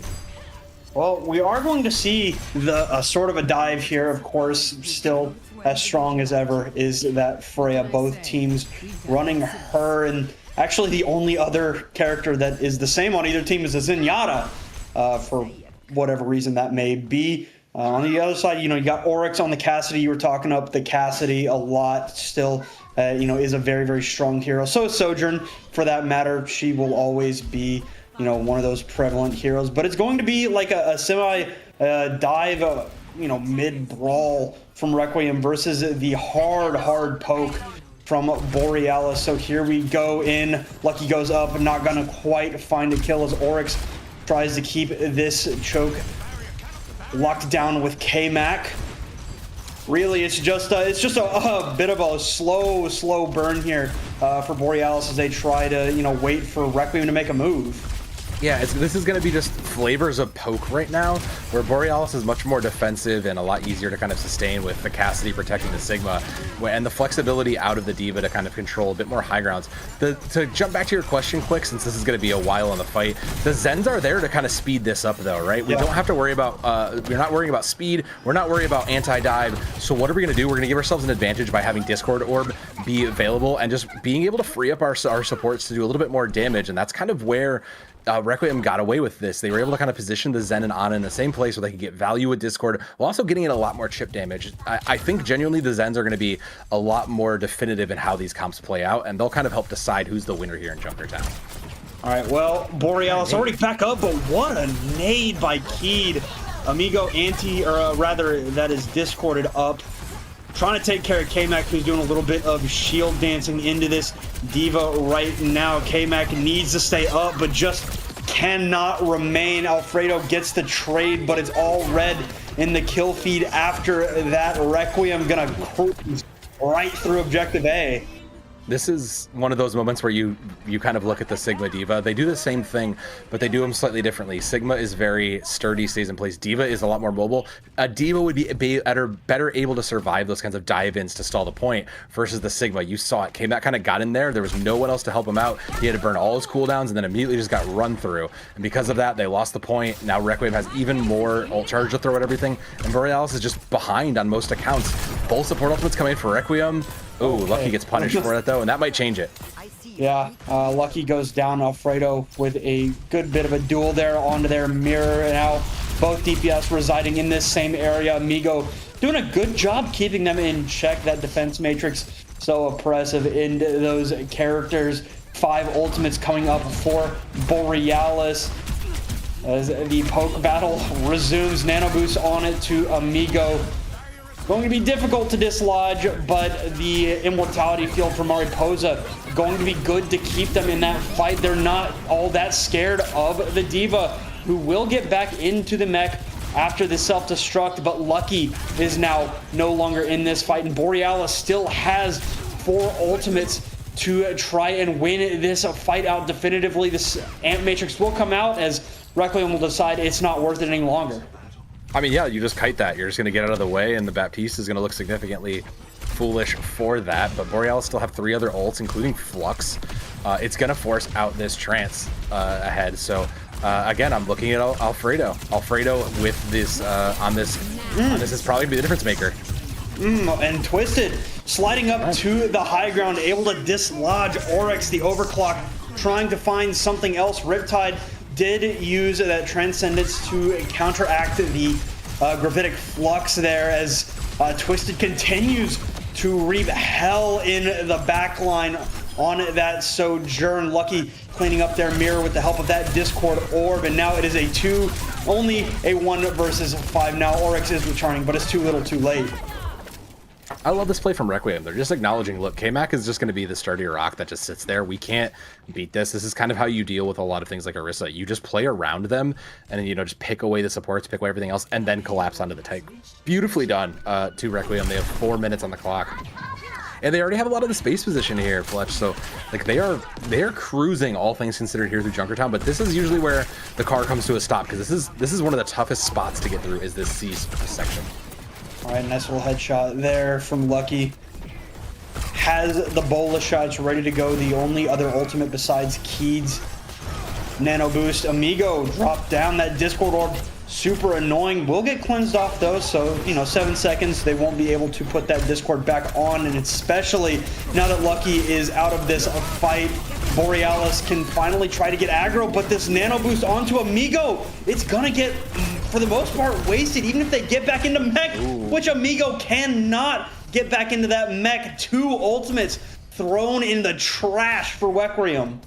Yeah, that was a little bit of a choice made there. Like, granted, they're not necessarily ults you were needing to, like, win. Most of Requiem's comp isn't winning aside from Twisted. Like, Twisted is kind of their press alt win game. Keed gonna go over to match the Baptiste. Yeah, I get it. It's just kind of the stable comp. The other option is the Iliari, but that's much better for Borealis. And we're just gonna send the window early here. Arc's pushing past it. No! Oh, wow. No! Oh, nightmare for Amigo. You know, for the most part, they did kite that pretty well, but map geometry comes and gets all of us at some point in our lives, and Amigo had to pay the price there. It's just the way it is. 2 minutes already almost down for the side of Requiem. So this is, again, what we were kind of hoping for Borealis. They're in a position. This is a comp that gets dug in and they win. K-Max sends that Flux. Doesn't catch anybody, though. Oh, Keed. A lot of poke on the high ground, and I mean, they're dealing a lot of damage, our Borealis, but not able to clean up much of anything. Lucky still holding on to these bolas. Twisted building up to the OC. Probably going to look for it. Will throw the bola down, countered by the Transcendence. Both sides having used it now. The only ultimate. Twisted going to pop that overclock, but Sad Blue Whale just absolutely makes Twisted eat it right there. The Deadeye going to catch on to the Baptiste. Immortality Field will keep that from killing, but Requiem are now playing right into the hands of Borealis. A bit of a misplay on the side of Requiem. We used Trance and then we immediately threw Field into it. You probably didn't need it to survive the Bolus. Like, I don't think it's enough damage to kill through without any extra help. And now we're into one fight territory, Fletch. This is the last call. Borealis does have a Flux and they have an Ant Matrix of their own. They're gonna have to combine them. And this is one of those things we haven't really seen either team do incredibly well, is put these ults together to get good usage. This is probably Borealis's chance to stop it here. All right, yep. 2 ultimates in the hands of Requiem, 2 in the hands of Borealis. We're going to see that Gravitic Flux, nothing to counter it. Immortality Field keeps them in this fight, though. Amigo is so very low. There's a trade 1-for-1, but without that tank in the fight to be that steadfast rock, it's going to be so difficult for Requiem, and do all these ultimates that are coming online for Borealis, but that wasn't the last fight. Requiem will get one more. Yeah, they will get one more, but they have to make it count here. Requiem, I hate picking on Keed because I understand how tough that position is, but man, like, we kind of ended up using a few things maybe we shouldn't have, but again, with this Trance being live, Borealis need to kind of hold this. There's not much in the way for it. So with Alfredo coming into their own bolus, like, it's probably on to these DPS lines to solve and end the game. All right, dropping down to the low ground. Immortality Field used, but Twisted already dead. Amigo looking very, very unhealthy right now. Going to try and help out their Sigma. They'll get the Immortality Field, they'll get the Transcendence, but it's not really answering anything. It's just to keep this scrap going. They need to find something else. Deadeye helped by the Immortality Field, and it will put Lucky out of commission, and Borealis will be able to hold on here right at the very end of Junkertown. They won't even let him get past the final curve. That's kind of usual for a Junkertown seed, though. We don't have the stats, Fletch, but I would still hazard my guess that the Zenyatas are really showing us and making the difference. You saw a lot more of Sad Blue Whale in the kill feed than we do. Well, we can look at those numbers, so that'll help me. Yeah, Sad Blue Whale at 9-2 versus Riptide at 6-2. The damage is close, and Riptide's spending a little bit more time healing, but Sad Blue Whale is doing a little bit more in just kind of closing out kills on their own. So you're seeing that we're, kind of an echo back to the Jonak era, where we're seeing the Zenyatta just kind of carry from the backline in that regard.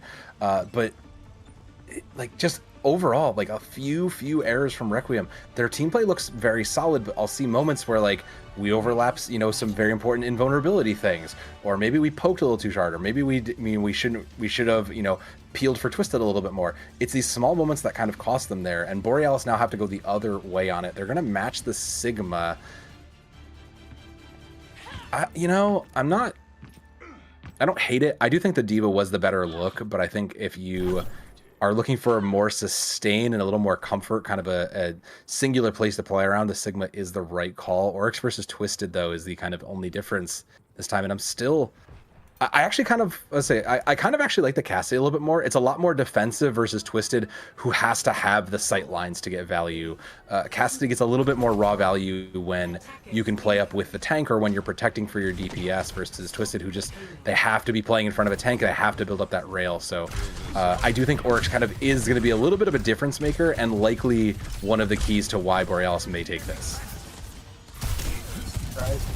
Playing it safe here so far for Borealis. When you're in this poke duel, really is no reason to try and go for anything super duper flashy. We see, oh yeah, that'll be a knockout on it to Alfredo. Lucky getting that first pick. Looking for a little bit more, will find it. We'll get it on it to Sad Blue Whale. Just absolutely not missing with these alt fire bolts. No, and this is what I was talking about. Oryx is supposed to be protecting the backline, supposed to be watching for those Freya angles, but instead is on the front line trying to win the tank battle. It's not the incorrect thing to do, I would say, but it's definitely, you can see how it's easy to punish from that play. So still in the neutral here. Again, I'm watching Oryx, and I'm watching Twisted. They're kind of the wild cards here.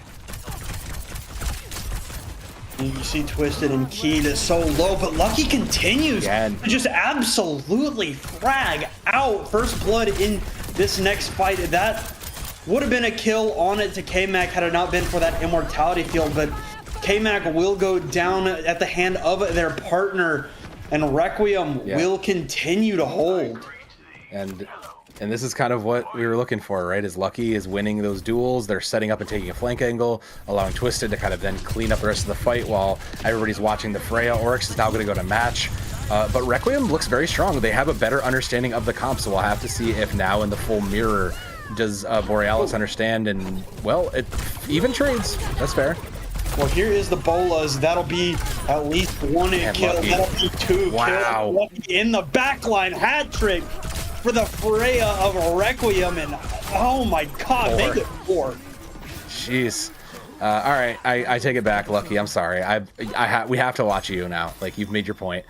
You're getting away on these flanks. You're peeking these angles. You are showing us incredibly well what Freya as a character is capable of and how you're supposed to be using those peeking and movement abilities. I mean, the only problem is this trance is still a little far away, so Requiem may be able to open this up. Well, both teams will have it now. Yeah, a little bit too long there. Lucky goes up, trying to find one more. Alfredo needs to find something else. Transcendence gonna try and help out in the front line. Both teams will use it. So now K-Mac has a free Gravitic Flux of their own, but it's Lucky again opening this fight up. You're gonna see the Gravitic Flux from K-Mac, but it's worthless, unfortunately, as Requiem just finds more value with the ultimates. I mean, we were kind of hesitant on Requiem's only making it partway through C, but they are just not even gonna give Borealis the joy of getting to A here. Last fight, and it's gonna be a full swap. Borealis coming into a dive now. Genji. Again, I mean, Genji Hazard, Kiri. I don't know that it matters at this point. We're so far behind. Lucky has yet another bolus, and you just have to kind of focus them out. The Zen is kind of irrelevant. You can't let Lucky have these angles on you. See? And I mean, Lucky is just there again. We're gonna see the Bolas out. We'll take care of Riptide, and I don't know if they'll quite get there. They probably will be able to cap out this point, but we'll have to see if this comp will be able to persist for them. It does work. So the one thing about this dive comp change does work is that it does work against something very fragile like a Zen Baptiste backline. Like, you only have to get past a mortality field. If that gets out and there's no trance, they are basically sitting ducks if the rest of the team is kind of off holding space somewhere else. So Borealis, just smart win by changing what the meta is doing, just winning the meta game and then moving along here. Now where we're a lot more vertical, again, this favors them. This comp change is just better. Oryx already holding onto a blade. There is a trance against them, but Lucky just continues to hit these shots, and that'll slow it down. So at some point, you have to acknowledge, if you're Borealis, that like Lucky is just dominating the game. Lucky is admin, and you have to put pressure on him. You have to dive him at some point. Well, hopefully that's what they hope to achieve with this composition. And there goes Lucky. Eid not able to quite help out their Freya in the end. You can hear Sad Blue Whale somewhere in the skybox. K-Mac able to jump on to Twisted, and I mean, exactly as advertised, they're able to get through these squishier targets on this Requiem side, and they're going to be able to... Okay, wow. Wow. What a ballsy play by Amigo. I mean, you saw the wall go up. I think it was the right call, but now you push back in and you clean up with a vengeance. Risky, but it was worth it. You're down now to the last fight, and I mean, you have to feel good about yourself. You have to feel with how Lucky's playing that was the right decision, and it paid off for them. I mean, there's a bolus for Lucky. There's a bolus across. There's a blade. There is nothing to stop this. So Oryx, between the DPS line of Alfredo and Oryx, something on these ultimates should get value and should win here. It's just not over investing if you're Borealis. You need to keep fuel in the tank for the future. Here is Dragon Blade. Lucky dealt with swiftly. We're going to see Oryx jump over that immortality field, just not enough to keep Riptide in the fight. The rest of the team falls over, and once again in the final hour, it will be Borealis capturing out on the objective. You know, I was gonna say maybe the Kitsuneris was a little ambitious, but I'm not like, that's fine. I'm not gonna be picky about that because you needed it. So you needed everything to win anyways. It does give you a minute and a half, and you will be able to control the high ground now with this comp. Requiem is gonna go over and match slightly a little bit better. Amigo's gonna take the hazard match, and we're gonna bring in the Kiriko as well. I think this is better, but once you get off the Baptiste and, you know, kind of balance it out, I think you'll be fine. But Lucky, again, just clicks those heads and just changes the fight. Yeah, and we're going to see Alfredo go in, has the bolas ready to go, should they so choose to throw it down. Going to find a stick there on it to Twisted. This cart moving so quickly towards that golden box for Borealis. Flipping this match on its head. We're going to see Twisted try and follow up on this Amp Matrix, but yeah, it's just a quick kite from Borealis. Great read. They'll have one more shot at this, and Alfredo is holding onto it. It's Alfredo versus Twisted here. Twisted has been quiet, and Alfredo really needs to shine now. This is their chance. Ooh, yep. Glad to send it there. Alfredo going after Riptide now. Trying to force out that immortality field, and overclock is in it. There's the immortality field gone. The bolas doing so damn much. Lucky able to get rid of Alfredo, but the damage is done. So Borealis turn everything their way. They're going to win map number 1 when it looked like they could not break through the wall. You know, Fletch, there's a saying when it comes to Overwatch. When you know you're getting, when you're losing, you need to do one of two things. You either need to play their game or force them into a different game. And Borealis did just that. They decided, look, we are not winning this poke duel. Lucky is just clowning on us, quite frankly. Like this is just insane. Lucky's just in the back line, took a full flank, and nobody was able to stop him. So Borealis just said, all right, that's fine. Look, your star DPS is just running in through our supports. Let's just go and be more aggressive. We're going to play the dive, and you're going to now have to be reactive instead of being proactive. And that forced Requiem just to kind of stop and go, oh, I don't think we were ready for this. We're not quite ready to match this. We don't, they weren't ready. And Borealis, from a great read from the meta game of it all, from the macro of it all, turn that around and give them a chance at taking themselves in time and bringing Requiem out of first place. This just in, Soav. When you kill the best player in the lobby, things tend to go well for you. turns out it's just that easy. Things just go well. I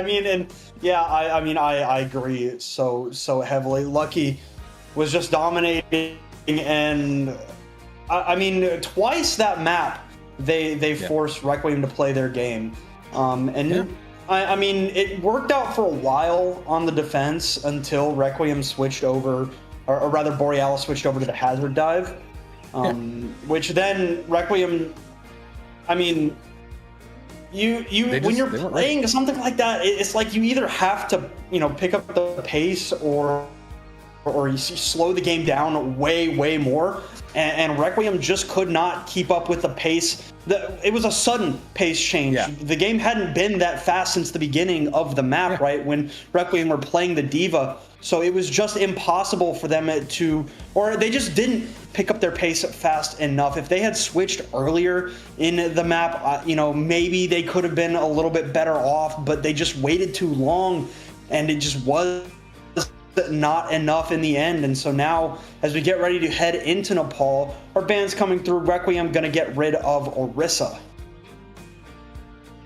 Interesting. Borealis making the correct pick there. They're getting rid of Lucky's Freya, which is absolutely the number one problem you ran into. You've shown that you can beat it, even win that case by just ignoring it and playing around it. But you'd rather just not have to deal with it. You feel like Twisted can maybe win the Sojourn battle.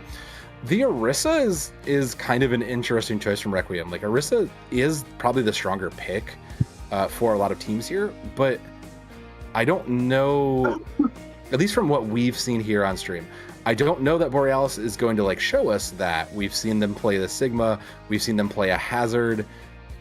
Nothing on paper really makes me say let's get rid of Orisa, short of we don't feel comfortable playing. We know that that's a weakness. We know we haven't practiced that, we haven't scrimmed that a ton. Borealis's pick feels more confident. It feels more understood. It makes total sense to me. Requiem feels kind of like a guess pick in a lot of ways. I think that Orisa's a little bit more comfortable on Nepal than Sigma is, I guess. Yeah. That could be the thought. Sigma's still, especially on something like Sanctum, is still really very playable. But Fletch, no one's poking. No one. Yeah, I know. That's so. No, I'm with you. I don't know. No, I'm with you. I'm just thinking okay, Orisa is probably the better brawl kind of poke tank. Your next pick is Ramatra, and Ramatra's almost just as good as that. So did you really what did you gain by getting rid of that? Because now we're just going to force into Ramatra. Borealis must feel better in the Ramatra duel is the only thing I could think of. That's just literally the only thing I can think of. Brig is back on as well, so we'll also see what that changes, because Brig was banned in the first map.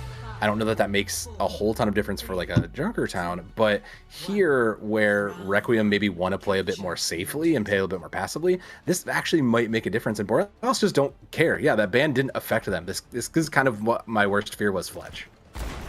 All right, well, here we go. Requiem gonna head over to the objective bunker down in the box here on Village. Borealis taking the high ground. Lucky now trying to find something on this Cassidy now that Freya is out. Twisted on the flank, takes a headshot, has to recall, get away. The objective control is in the hands of Requiem right now, but not the damage. Right now, Borealis able to get in and get out, taking down, who was essentially the best player in the last map. Now trying to take care of it, but with all that focus going towards Lucky, they forgot that the rest of the team could be a threat too. Yeah, I'd say we were kind of highlighting Lucky a lot, but Requiem is a no-joke team in first place, and now with Brig again, Boop on the Brig.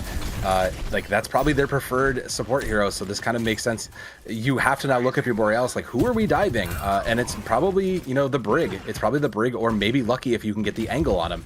This becomes a significantly harder place for them to dive into, especially in a neutral like this, where there's no ultimates online. All right, well, they're getting pretty close to a couple of these ultimates here, and Alfredo able to find and pop Twisted out first. Amigo not able to block.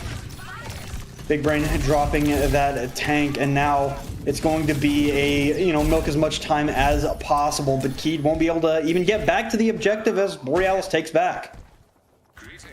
And I mean, Borealis just look like I said, they're giving up objective time, like you noted, but they're not playing for that. They're playing to win the fight and then get the objective after. Now 4 ults in the bag here. I mean, they're just ahead on resources. Requiem's still very far behind from even the laser, which is probably the one thing they need to survive this. So this looks like a tough fight for Requiem. There's a Deadeye, and it won't find much neither will the Dragon Blade for that matter. Alfredo probably, if I had to guess, take a shot from Lucky there. Gets it dropped in the end. The point comes back over for Requiem, and they're kind of doing the opposite of what you just said. They're playing to capture the point, and it won them the fight there, I guess. It did. Well, Requiem wants to brawl in the fight. They want to make the fight on that point. So that makes sense. But Borealis, again, we tried to play into the Brig. We get rallied. We get smacked around. Boop is on the preferred hero. Yeah, that makes sense. We just threw both DPS ultimates at nothing. So now it's kind of up to K-Mac here. They have to catch somebody in this rain. Otherwise, it's kind of nothing. Oh, my God. Wow. He absolutely just cut in half there. Pulse Bomb not going to find... a kill, did get a stick there, I believe, but objective flips back to Borealis as Requiem will just wait for their reinforcements to come back. Man, I feel so bad for Keek. He just had such a tough game between these first 2 maps. Both committed, both support ultimates for Borealis committed, so it's just, again, just this rain, just the ultimate for the hazard there. Probably gonna get canceled out by Amigo's Annihilation, so I'm watching for Lucky here. They just need to get Lucky an angle for this Sojourn to be set up in. Here's the downpour, but nobody caught. At least nobody that matters here. Lucky does go down as PJ did track down that Sojourn flip, not quite coming through. This Annihilation, you know, that time it's on his clock is melting away. They're not finding much with this ultimate. Trying to take care of K-Mac, who is alone at this point. Not quite fast enough for Big Brain to get in there. Deadeye comes out. They're going to try and keep this fight going. Can they pop this Formatra? The answer is not quite. Lucky comes back into the fight, helps take down a few. Not before overtime, but they do get the objective back in their control. A lot of that loss was just from the snowball of kind of committing ultimates into a bad fight. We commit another ultimate into a bad fight, and then we just kind of have to make it work for Borealis. And now that we've kind of finally balanced it out to a neutral, Requiem is in the lead. They'll have a rally, and I mean, PJ likely to get shut down again. So Lucky, again, here to shine, playing aggressive. Wow, they are going to try to close this out. Well played. Wow. Wow. Not even a chance. Not even an opportunity, and K-Mac's going to get staggered. That's tough. Yeah, I mean, it was thankfully fast enough that they could do it, but they're going to cost a life just to even get a touch now? I don't know about that one, Chief. Okay, they get in, they get the touch, Kitsune rush down, Dragon Blade pulled. Gonna be able to take care of Boop. This might be a game changer here for Borealis. They lose Sad Blue Whale, but Alfredo has decided it's their turn to frag out, saying, "Lucky who?" Absolute great fight here from Alfredo. Does go down in the end, but the damage he has done has already put Requiem right back into the spawn room. They get the touch late, but not a chance for Boop there, as Borealis once again they just claw it back. I gotta say, I gotta nerd on the micro of that moment for a minute here, Fletch, because that's insane. They gave up sound barrier to make sure they could touch without dying, which automatically sets them back so much. Not to mention the fact that they then had to give up like several other abilities, including like speed amp, just to make sure they could get there. Probably some of the other movements, teleport from carry. They were by all pieces behind on that fight, so they won that on just mechanics alone. They did eventually like draw it out and like the rest of it came back, but like they were so far behind the 8 ball there that's insane that they won that. Borealis absolutely earned that fight after stealing it for the end. Now going into the second and final, possibly final sub point here, Requiem's gonna match, and I don't know if I buy this. They kind of did this in Junkertown and it didn't work out for them, and Boop immediately eats several Cheerios. That's not the breakfast of champions at all. Yeah, Alfredo coming back in. Absolute menace on the sticks right now. Amigo meeting the exact same fate as Boop, and this objective unlocks, and it will be Borealis who control it first. Like I had said, I wanted to see if Alfredo, they were going to be a difference maker, and it's kind of true. Like Alfredo on this Cassidy has been a bit of a difference maker. They just haven't had the time to shine, and now that Lucky's over onto the Sojourn, it's still going to be a little bit more difficult, but I still think it's possible. And now with Borealis leading the ultimate charge, these faster fights and the earlier ultimates favor them, so they want to aggress quickly here. They want to be the first to strike. PJ on the outskirts of this fight knows there's a couple of them. Cleanse forced out of Keyed, so they don't have that pivotal cooldown to help them in this fight any longer. Big Brain has the Kitsune Rush if they want to throw it down, and it sounds like they do. So Boop able to get away, escape. Right down main. We're just not quite looking over there. Amigo does fall, getting trapped once again by some map geometry and a little bit of help from K-Mac, but will not be enough to help Borealis keep this fight. Mechanics. Okay, Mac. Okay, Mac. Like I said, Borealis has been in such a wild position where they like, whether it's intentional or not, they throw away like the micro mechanics, they give up abilities, and then they just win the duels on raw mechanics. They have just been outshining on that. Soundbarrier is up for Borealis. If they want to close this out, they need to go fast. They need to commit that early and go, especially with PJ's Blade here. They need to move before Boop gets theirs. All right, Twisted with Pulse Bomb here. You know they're looking for, gonna find the stick. Sound Barrier cancels out that ultimate, and Boop eats another bullet from Alfredo. Amigo will fall next, and at 90% here, Soav, I'm gonna be honest with you, this match is over.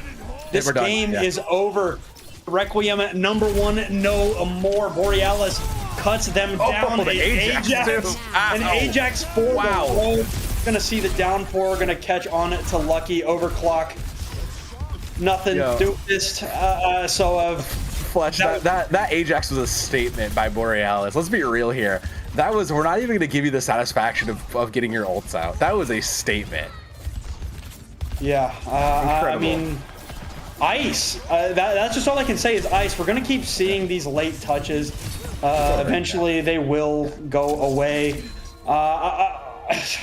Man, I can't say anything except ice from Borealis. They just had the clutch factor that match. Requiem looked so good for most of this match. They looked like the better team for did they switch? They look not that sub map, but I'm talking about the match as a whole. Fair. I think that they looked better for about 65-70% of this match, and just in the end, it was Borealis finishing so much stronger than Requiem. That last map was a statement from Borealis to say that, hey, we're not done yet, right? You know, they were at the bottom of the standings. I can tell you that they're not at the bottom of the standings anymore. No. So I mean, absolute scenes for Borealis. Great performance from them tonight. I mean, I really can't say anything else, but hey, they clutched up when it mattered. You know, look, I'm gonna agree with you and disagree with you on your earlier statement, because I do think that like Borealis did look like the weaker team for at least half of the game. But you know, we all know exactly why. It's because Borealis was trying to play Requiem's game. They were trying to play Requiem in Overwatch. They weren't trying to play how they wanted to do. And then Borealis just was like, guys, let's just play dive. Let's just like, I always love this, because this was straight up like, hey guys, do you want to win? And everybody was like, yeah, let's go win. Okay, and we just moved off to a hazard dive, and we communicated, and we looked great. And it was like, what? Why didn't we just do, like, why? I don't know if there was a lack of confidence or something from this Borealis squad, but like, if there was, it should be gone. You just took down the #1 seed, and you clowned on. Look, I'm gonna be mean. You clowned on them. You clowned on them in Nepal. So like, don't be afraid to force your Overwatch and make the teams play what you want to do, because you showed you will win. I mean, and now we've got a little bit of an update in the standings, of course. Unfortunately, just because of map differential, Borealis does not quite overtake Requiem, but they do knock them down to the #3 seed, or Borealis up to the 4 from the 6 seed. So, you know, in a perfect world, they would have jumped Requiem mathematically. I guess, of course, it wasn't possible. Because they did everything they could have done tonight. They won 2 maps.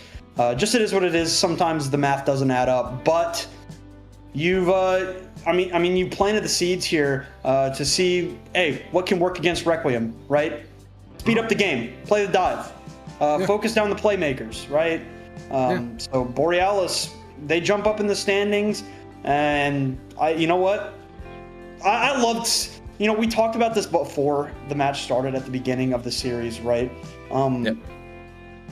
Everything is at its, like, Overwatch and competition in general is at its best when the parity between teams is not that large. Yes. And that's what kind of we're seeing in this Birch group, right? All of these teams are so similar in skill level that the games are all excellent. Obviously, Borealis ran away with it in the end, but a lot of that game was, you know, fairly close, fairly competitive, and, you know, Requiem lost today, but we've seen what they can do. We've seen what they're capable of. So, you know, I'm not too scared for Requiem. So I'm sure they will be A-okay, but good stuff from Borealis tonight. Yeah, once, you know, we are coming into the end of the 6-week season time, so like you said, I mean, going into playoffs, like, this could be a grand finals match, you know, down the road. Like, it's so close that any of these games could go further.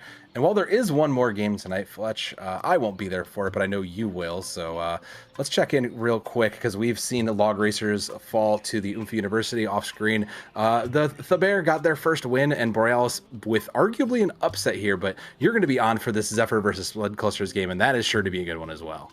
Yeah, I mean, that'll be the Aspen group of the A-League, and it's going to be the #8 seed versus the #6 seed.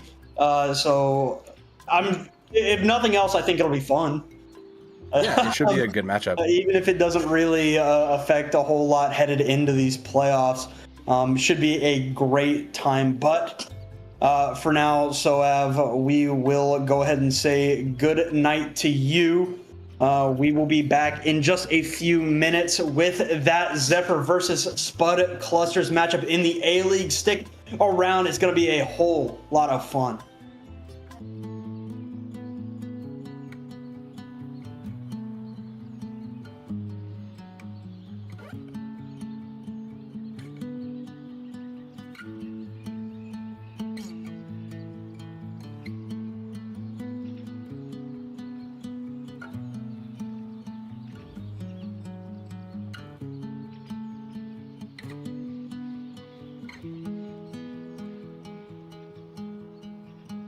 I don't know what it means, but there's a smile upon your face, and I see something shimmering in your eyes.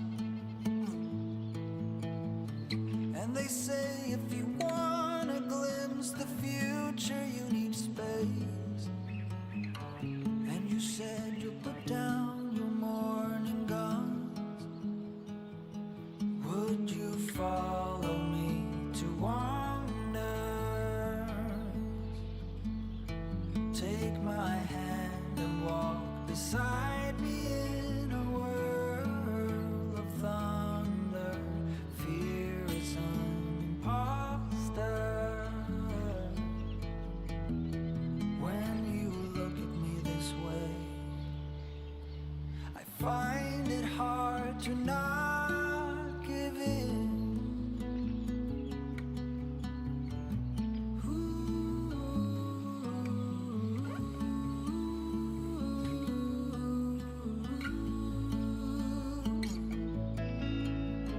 So the days became weeks, it felt just like the night before.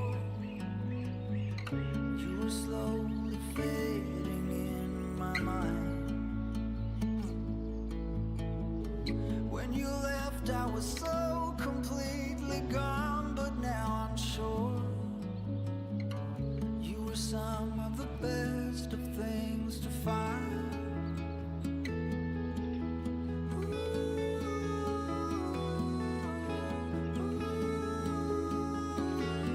Would you follow me to wonders? If you're everything that matters to me, makes me wonder why I can't get over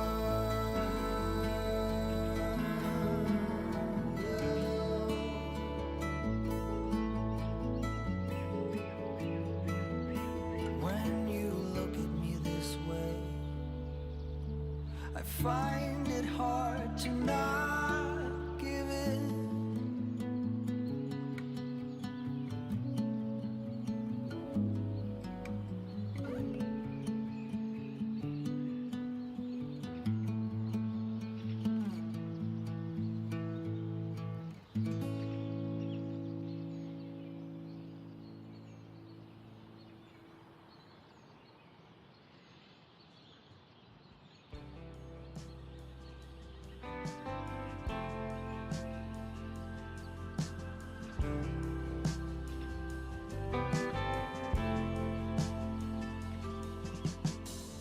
Your grace is love beyond all means. It breaks the chains and gives strength to the weak. When I am lost, you're there with me.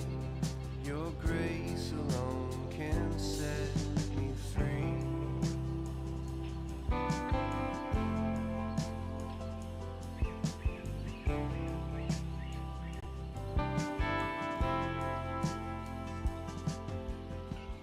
Your grace abounds, it knows no end.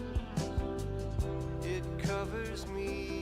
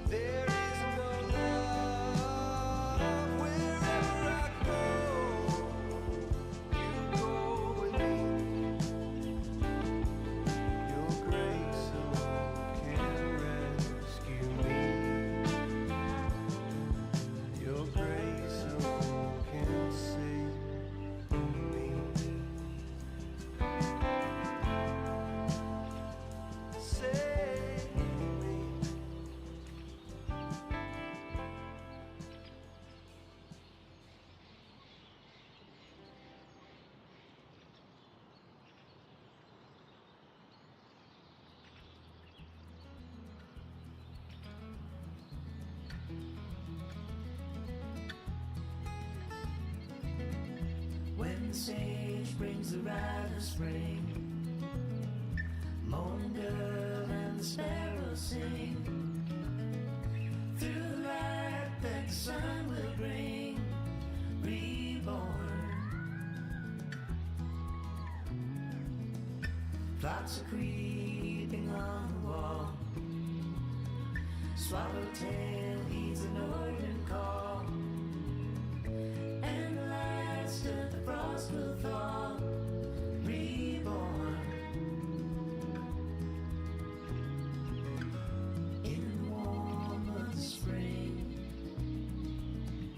I recall everything once more.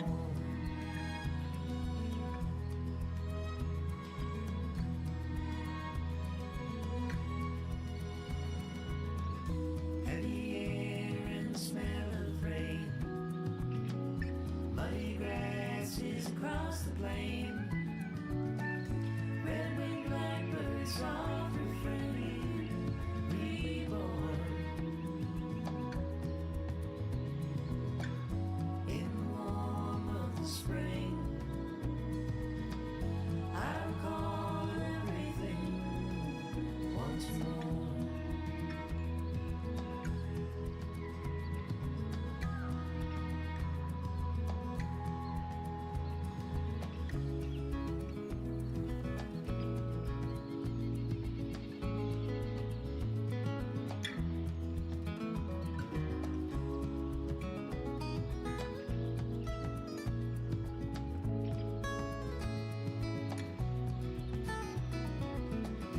As the winter comes to pass, every one of us is home at last.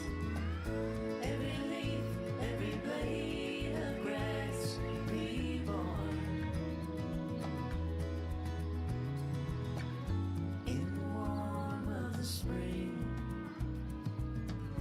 I recall everything once more.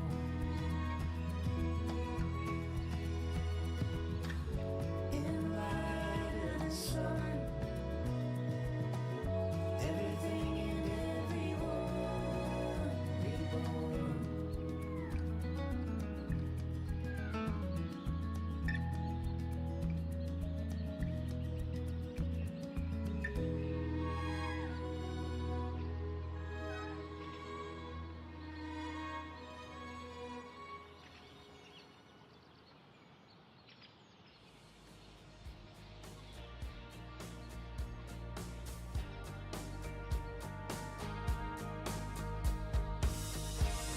I know I should leave, 'cause you're driving me mad. You burn like a fire. I'm so goddamn naive. I keep coming back, 'cause you're taking me higher. Higher than I've ever been before. Then you let me down again, close the door.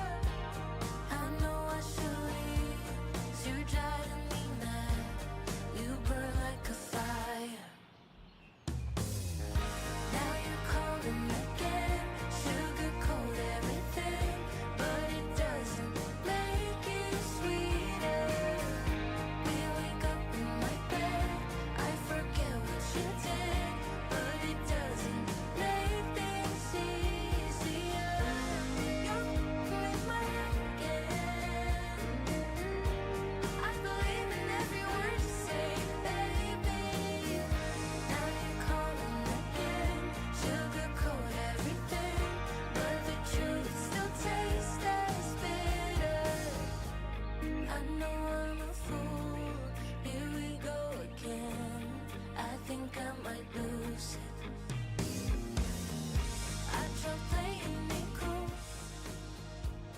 All right, welcome back, everybody. We now head from the B League to the A League, where this one has a little bit less in the way of implications as the last one did. Zephyr versus Spud Cluster Denji.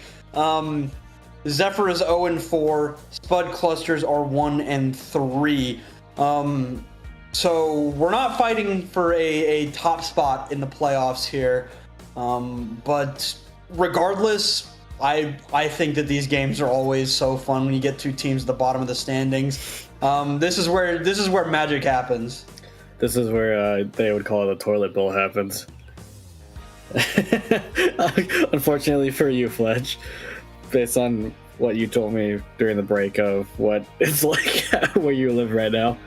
But both these teams coming in, there's not much on the line. It's just to see who can get out of that bottom three, or at least like stay at the top of the bottom three. Spud Clusters did pick up a win recently. Did pick up a win against Whoop Troop, which I honestly thought that wouldn't have happened based on the roster of Whoop Troop, but they proved me wrong there.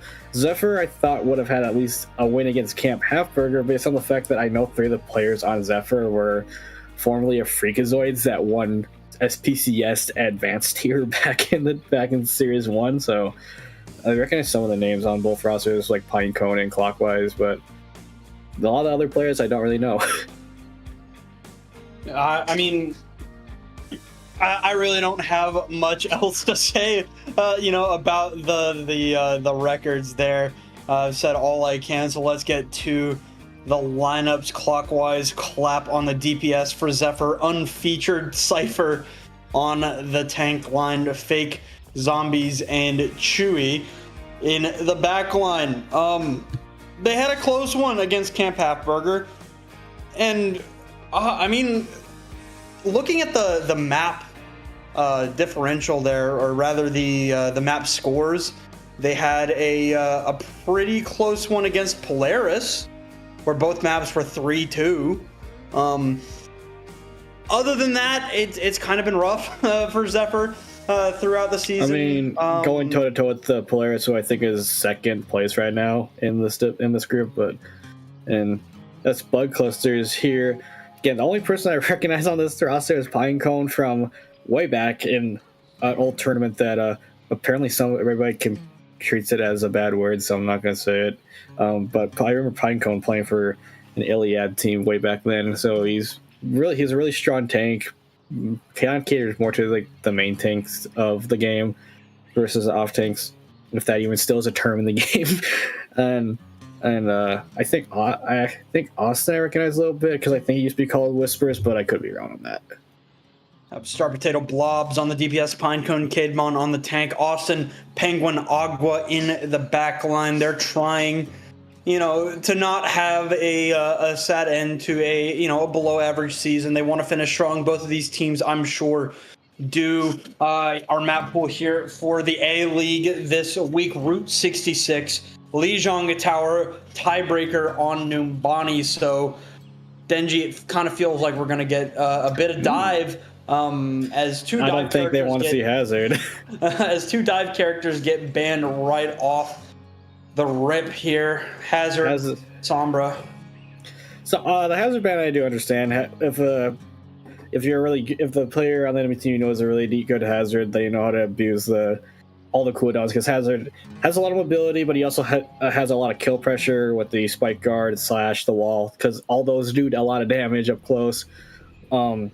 Sombra, I mean, if you really just don't want to deal with a setup like a Wrecking Ball setup, you could deal with the Sombra, but the Sombra ban just doesn't really make sense to me. You really could have spent it on something more powerful, like maybe a ban on the Freya, with how powerful Freya is right now.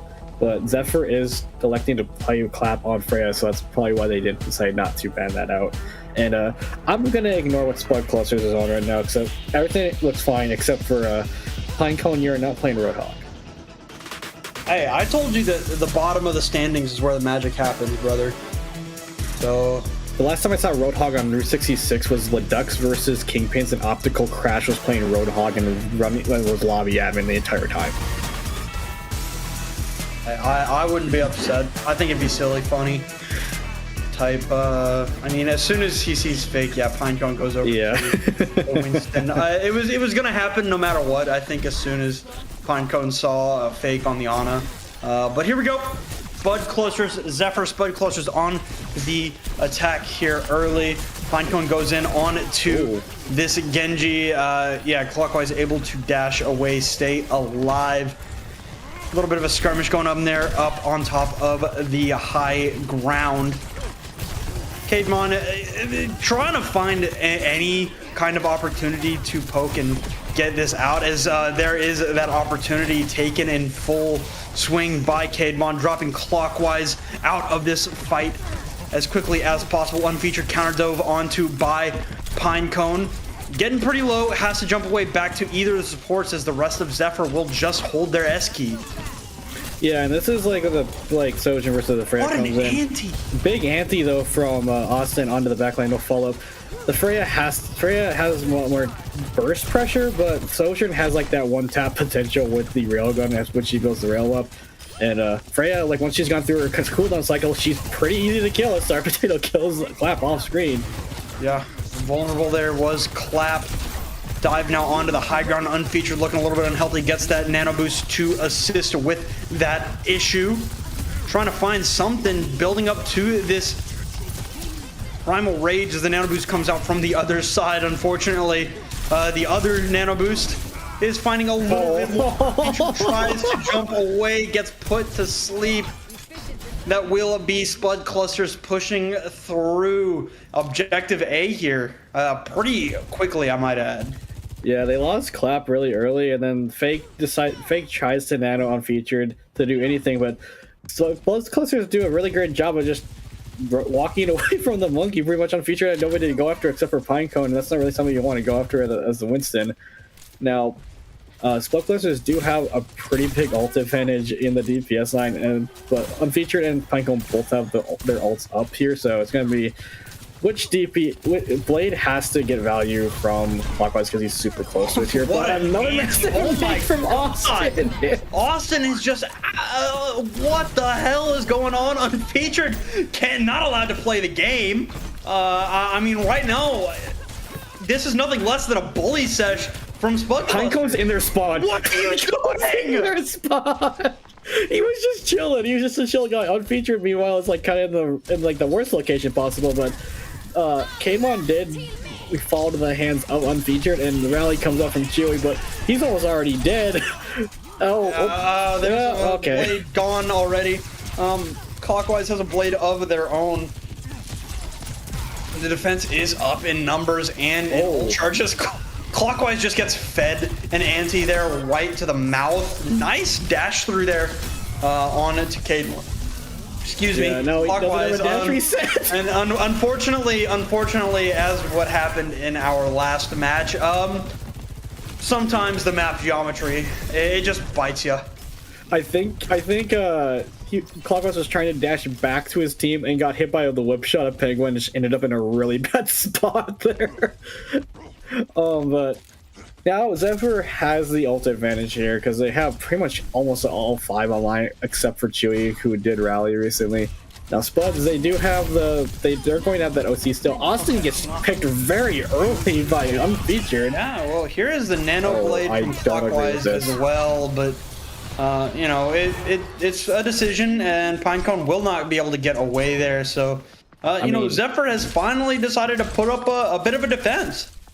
You got that really early pick on the Austin. They lose all their main heals. Yeah, the nano comes onto you, but it's like your choice to use Blade and get one. Now, I probably would like to help see him hold on to Blade instead, because then you would have it for this fight. But now Spud clusters didn't use anything in that fight, so now they're going to have Nano, Rally, OC.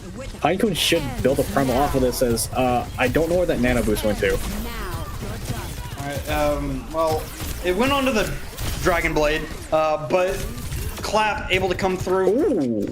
Fake just standing in the crosshairs there, but it's not enough to put Spud clusters in the winner's seat there. Wait. Pinecone is actually going to pop the Primal Rage, as it's a 1v1 versus Unfeatured, who also has that ultimate, so going to throw that one in, and it will be able to ward Pinecone off for the moment, but neither tank dies here. I guess we'll just have to see his Unfeatured just spams the space bar there. One more time into this fight. No anteed players just yet, as we're kind of devolving as Chewy gets eviscerated there in the back line. Star Potato does get traded out. Unfeatured gonna grab the mega health pack here. I mean, there's a rally, nice ante there's a big again by Fake, but the rally going to cancel that one out. They're going to build up that overhealth, build up that armor. I'll be honest with you, Denji. I am struggling to keep up with what these players are doing right now. I don't. This has just been a giant stalemate, like for the last 2 minutes. Yeah, Pinecone had 4 HP at one point there. So, you know, lucky that they're going to have both supports there, I suppose. Dragon Blade going to get pulled, slide out. Nano Boost on it to Unfeatured, and that's not exactly where Star Potato wants to be, but it's where Star Potato wants. Oh my god, they almost just C9. They almost... Zephyr nearly C9s as the payload gets 3.3 meters to the... I think Pinecone was just sitting on it, and everybody was like, yeah, we're not going to look at the monkey there. Now we'll go on to Cademon here. And he doesn't have the OC, but that does force Rally. Another massive ante from Awesome on features. He's so low. Yeah, but he stays alive in this moment. Pinecone gets stunned up, and as the Dragon Blade gets pulled by Clockwise, Pinecone going to drop that Primal Rage as the Clockwise Dragon Blade keeping this fight rolling. A nice little juggle there. Clockwise cannot get the job done in the end. A great blade, but will not be enough. It's a 2 versus 1 fight here. Unfeatured goes down, but that was more of a defense than we had seen from Zephyr thus far, so I can't be too upset. Considering the fact that I think Zephyr, or not Zephyr, Spud Clusters had a 5-minute time bank going into the second point. It got bled down to overtime.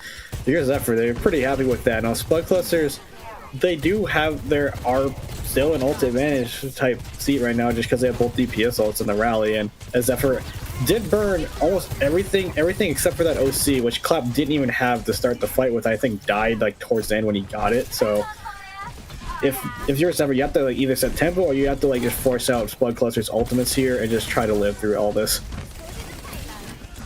All right, back in here. Objective C already below a minute. Unfeatured, alone, desolate, dead.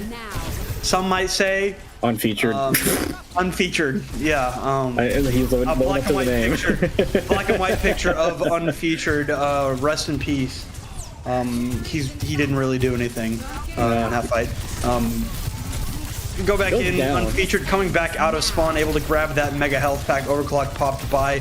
Cademon. Claps didn't find very much in that fight. Pulse bomb and a beautiful ante onto Unfeatured. You know, that 5-minute hold, and it's nice on paper because they're gonna get, this is gonna bleed into barely OT, like it's going to get OT. So Zephyr holding that second point to OT does end up forcing the situation where Spud Clusters have a limited time bank on third. They do get into overtime, but they didn't win a fight on third. It just was kind of, the time bank was very limited, so that's what they got. Unfeatured kind of just went into the small mega pack room on his own with 3 of the Spud Clusters players in there, and I think just got slept and blown up.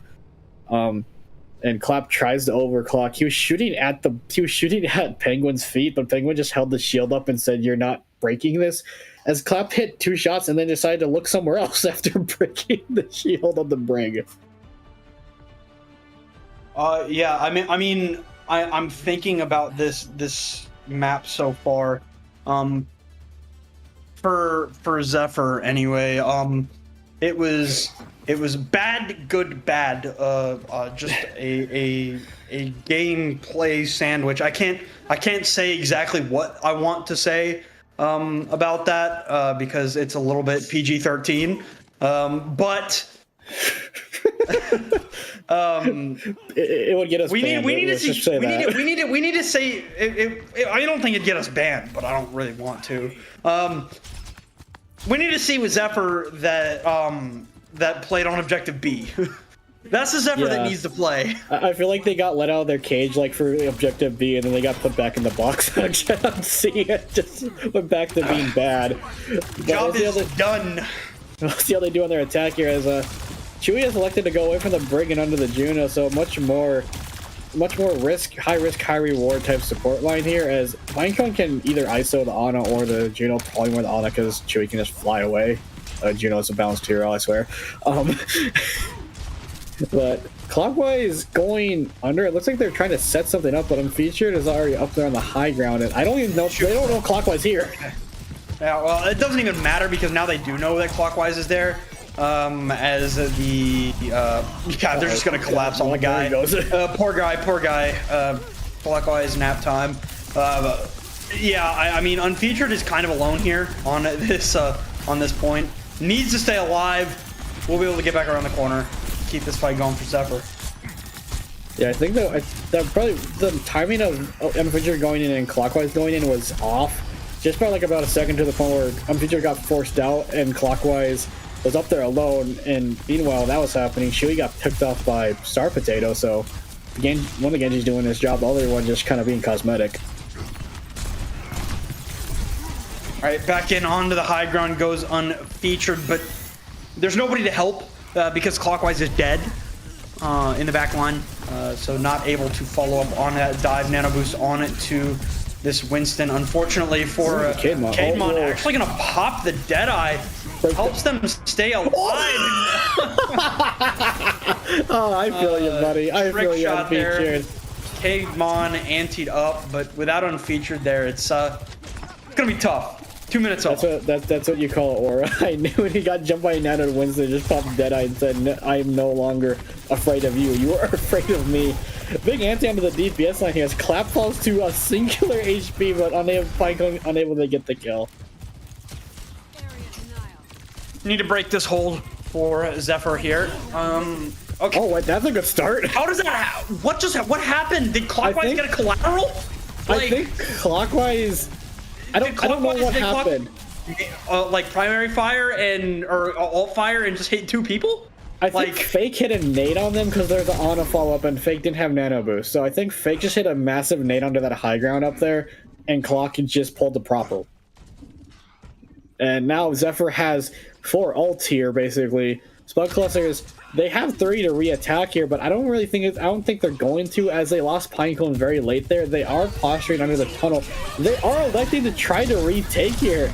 And I mean, Pinecone does get chewy, but this isn't just not worth it. And as Pinecone is taking a little bit of a snooze up top. Jumping back in, might be able to take down Clap here. Might be able to. Actually, this might be turnable. Yeah, they turn this here. Unfeatured gonna pop the Primal Rage himself. Oh, never mind. Yeah, so bit of a. I mean, I guess it forced.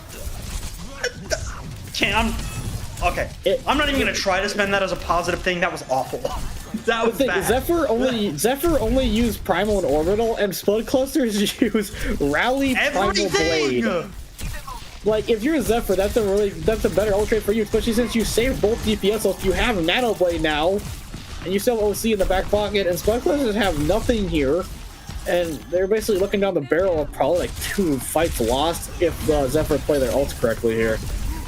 Well, there's a Dragon Blade, Nano to assist Kademon, the victim, Unfeatured. Not a bit of an EP guy, I suppose. He's getting full 8 hours this map. Supports. They're going to be supporting each other, I suppose, as Penguin wants to go back into the fight. I'm not really sure what's happening. We're just watching now. Yeah. Back in Pinecone. Pinecone going in very low. Kademon gets slapped out of his Deadeye. Well, Zephyr finally waking up on second point here. I mean, listen, you got all that aura from the first Deadeye, Kademon. I can't believe you just lose it right there. But there will be trades coming through. 1 versus 1 on the Monkeys front, and the Monkey front will be broken. So it will be, an objective capture ever for Zephyr. They're going to have a little bit more time than Spud Clusters did. 3 minutes on the time bank, and Spud Clusters, they just never had a stable fight that entire second point. They got Nano Bladed one fight, and then they got OC the next fight, and then Cade slept at a dead. Like, everything just went wrong on second point for Spud Clusters there. Now they have restabilized on their ult economy. They are going to have both support ults and Pinecone's Primal Rage coming here. Zephyr don't really have that much in the tank besides the support ults that are building pretty fast there and Unfeatured's Primal Rage, as Pinecone decides he doesn't like Martians and just immediately just zaps Chewie out of the sky. Yeah, I mean, the nano boost, that's really all it got was that Juno, I guess, but it's not no value, I guess. He builds Primal Rage off of that, and it does buy time for Spud to get Penguin to get the rally up. We're looking at a Zephyr advantage here for the ultimate front. They're pretty close to 4 of their ultimates, where Spud clusters have only got 3. We're going to see the counter dive in. Fake is antied, so there's really not much of an opportunity. Primal Rage popped by Pinecone, and I mean, that's about as good of a He's place 1 HP. as you could. He is 17 HP. How does he get out of there? Pinecone alive! How is Pinecone alive? That's what. How does he get out of there? What, he pops Primal because he's antied. He kills nothing. Somehow lives on 17 HP. And what? Star Potato finds a pulse bomb onto a Juno and a Soch of all people. And now Clockwise is killing everybody. It's everybody's turn on the swing now, guys. And then Clockwise, even after killing 3, it doesn't even matter. I honestly think that everybody's just passing the torch around saying, I'm going to get play of the game at this point with what's going on. As Zephyr, they decide to switch their entire support lineup. Clap does have his oversee up, and that's the only thing you have. Spud clusters. Austin's building that nano pretty fast as Cade is dead-eyeing, and Chewy is dead. Just gets immediately domed. I can't even keep up anymore, bro. I'll keep it a full stack with you, Cademon. That's just this map is just A's, bro. That's all. Star Potato, not gonna go in. Heads up to the high ground. Wow. There's 30 seconds on the clock still, and then Spuds do have they have the Primal Rage. Pinecone has another Primal Rage. If he gets out at 1 HP, I'm gonna lose it. As Austin Nano comes in, nade misses as Pinecone is just completely 1v5ing the front line and winning. And there's a Primal Rage, and the backhand does connect onto a Fake, so good ultimate here indeed. You're gonna try and why are you going after the Lucio? He might die for this. He actually might. Yep. That was a very greedy play by Pinecone, and he pays for it as Star Potato on the back forces the TP on a Fake, but meanwhile the rest of the Pinecone's team is falling by the wayside. This might just be another OT cap as Zephyr, they are going to probably get a Kitsune Blade up here. Potatoes in the back line. Will be a touch. Sticks to Lucio. Yes. Well, I mean, that is about the only player that it could have mattered on, I suppose. Pinecone a little bit low, but trying to keep those hands up, trying to keep this fight going. Clap, this is just decapitating Star Potato. Dragon Blade gonna get pulled. Gonna find one, not quite the second. The blue team coming out on top here. Zephyr able to roll through this capture. What do you want me to say, man? I mean, both of these teams are kind of playing this. When I said this was going to be the toilet bowl, I wasn't. Both these teams are basically playing which one of us can throw more outside a fight and lose it. Unfeatured and Pinecone are absolutely just going at it right now. Unfeatured's 33, and Pinecone's 41. If he breaks 50, he lives, bro. I mean, I guarantee you Pinecone will break 50. 21,000 damage for both of them. Chewy is 6 and 14. Oh, he's having a rough time on the support line. Admittedly, Chewy's not doing as much damage on like the Juno, I guess. I don't know anymore. I think you just need to go to bed at this point, my dude. I need to, dude. It's so hot in my apartment right now. My AC is out. I feel like I'm British. I feel like I'm British, but I'm actually complaining about real heat because it's 95 degrees outside. Oh no. Well, we'll see which team does better here. Cademon showing the cast out that Wait, is Pinecone actually going to go Doomfist here? No shot. There's no way. Okay. No shot. Goes back to the Winston as both these teams, nothing changed pretty much except for Cademon opting for the Cassidy over the Sojourn on this attack this time. The Clockwise drops to half immediately. Does get healed up, but this is just going to be which team can get. This is just going to be a race for Nano Boost here as Fake is currently winning that race as he's above Austin by about 10%. Yep. Bit doubled here. Pinecone taking a little bit of poke there, not exactly too comfortable to jump in. Finally going to go ahead and head in, but the guy's just eviscerated. Just absolutely obliterated by Zephyr. Now there's only 20 seconds left, so they're only gonna get one more real fight. One more real fight, and Pinecone just decides to go to the Ramatra, which it's a good pick for cart presence. You can just hold arms and you just kind of sit there like the Snorlax in Pokemon that just sits on a bridge. But Pinecone, he's just gonna play for cart, and the rest of the team just has to play around that. Pinecone, an anti-grenade from across the map lands on the Pinecone. Beautiful, but Pinecone already healed back up, and Fake taking down Kademon, building up to the nano boost here. So they will have that ultimate as Fake with the second one. Oh my goodness. More accurate Ana? Question mark? Perhaps it's Fake. Austin was beating Fake in the duel to start with. Zephyr? That was a lot better. I don't know if like a switch just flipped on their. I don't know if a switch just flipped with Zephyr. That looked a lot cleaner from them. Spud Clusters looked like the team that didn't know what they did to do. Was Austin was just diffing Fake for the most of their Spud's initial attack, and Austin was 80, I think, when he died to Nano. As Fake got the Nano off and then decides just to kill 2 people. Now the cart only made it to that sign, the deadlock something, I can't remember what that says, sign, but a Spud Clusters Gorge. Is that garage or gorge? Gorge. Okay.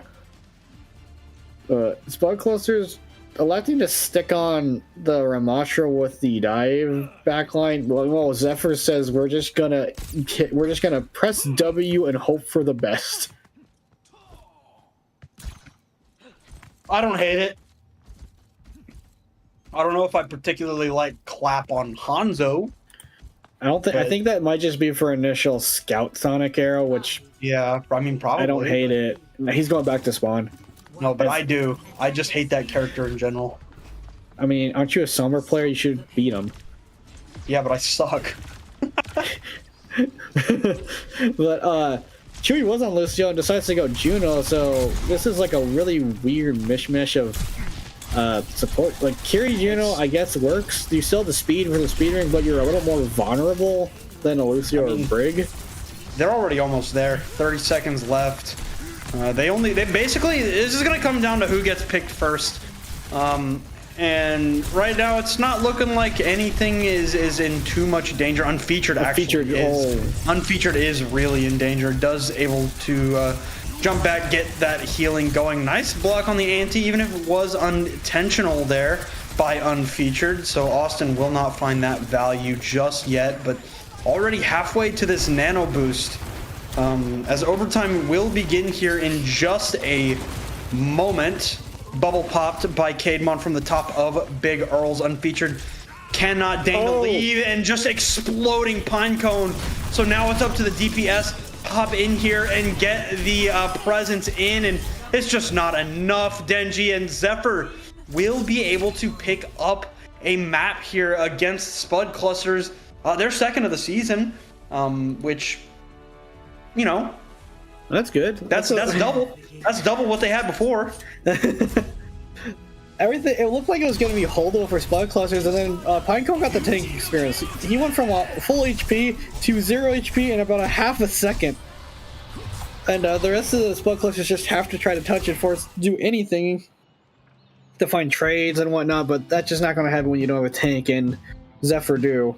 And it was looking okay for Spud Clusters for a while there, and then Pinecone, once he had burned his Nem form, everything just went to hell because Pinecone exploded after popping that Nemesis form.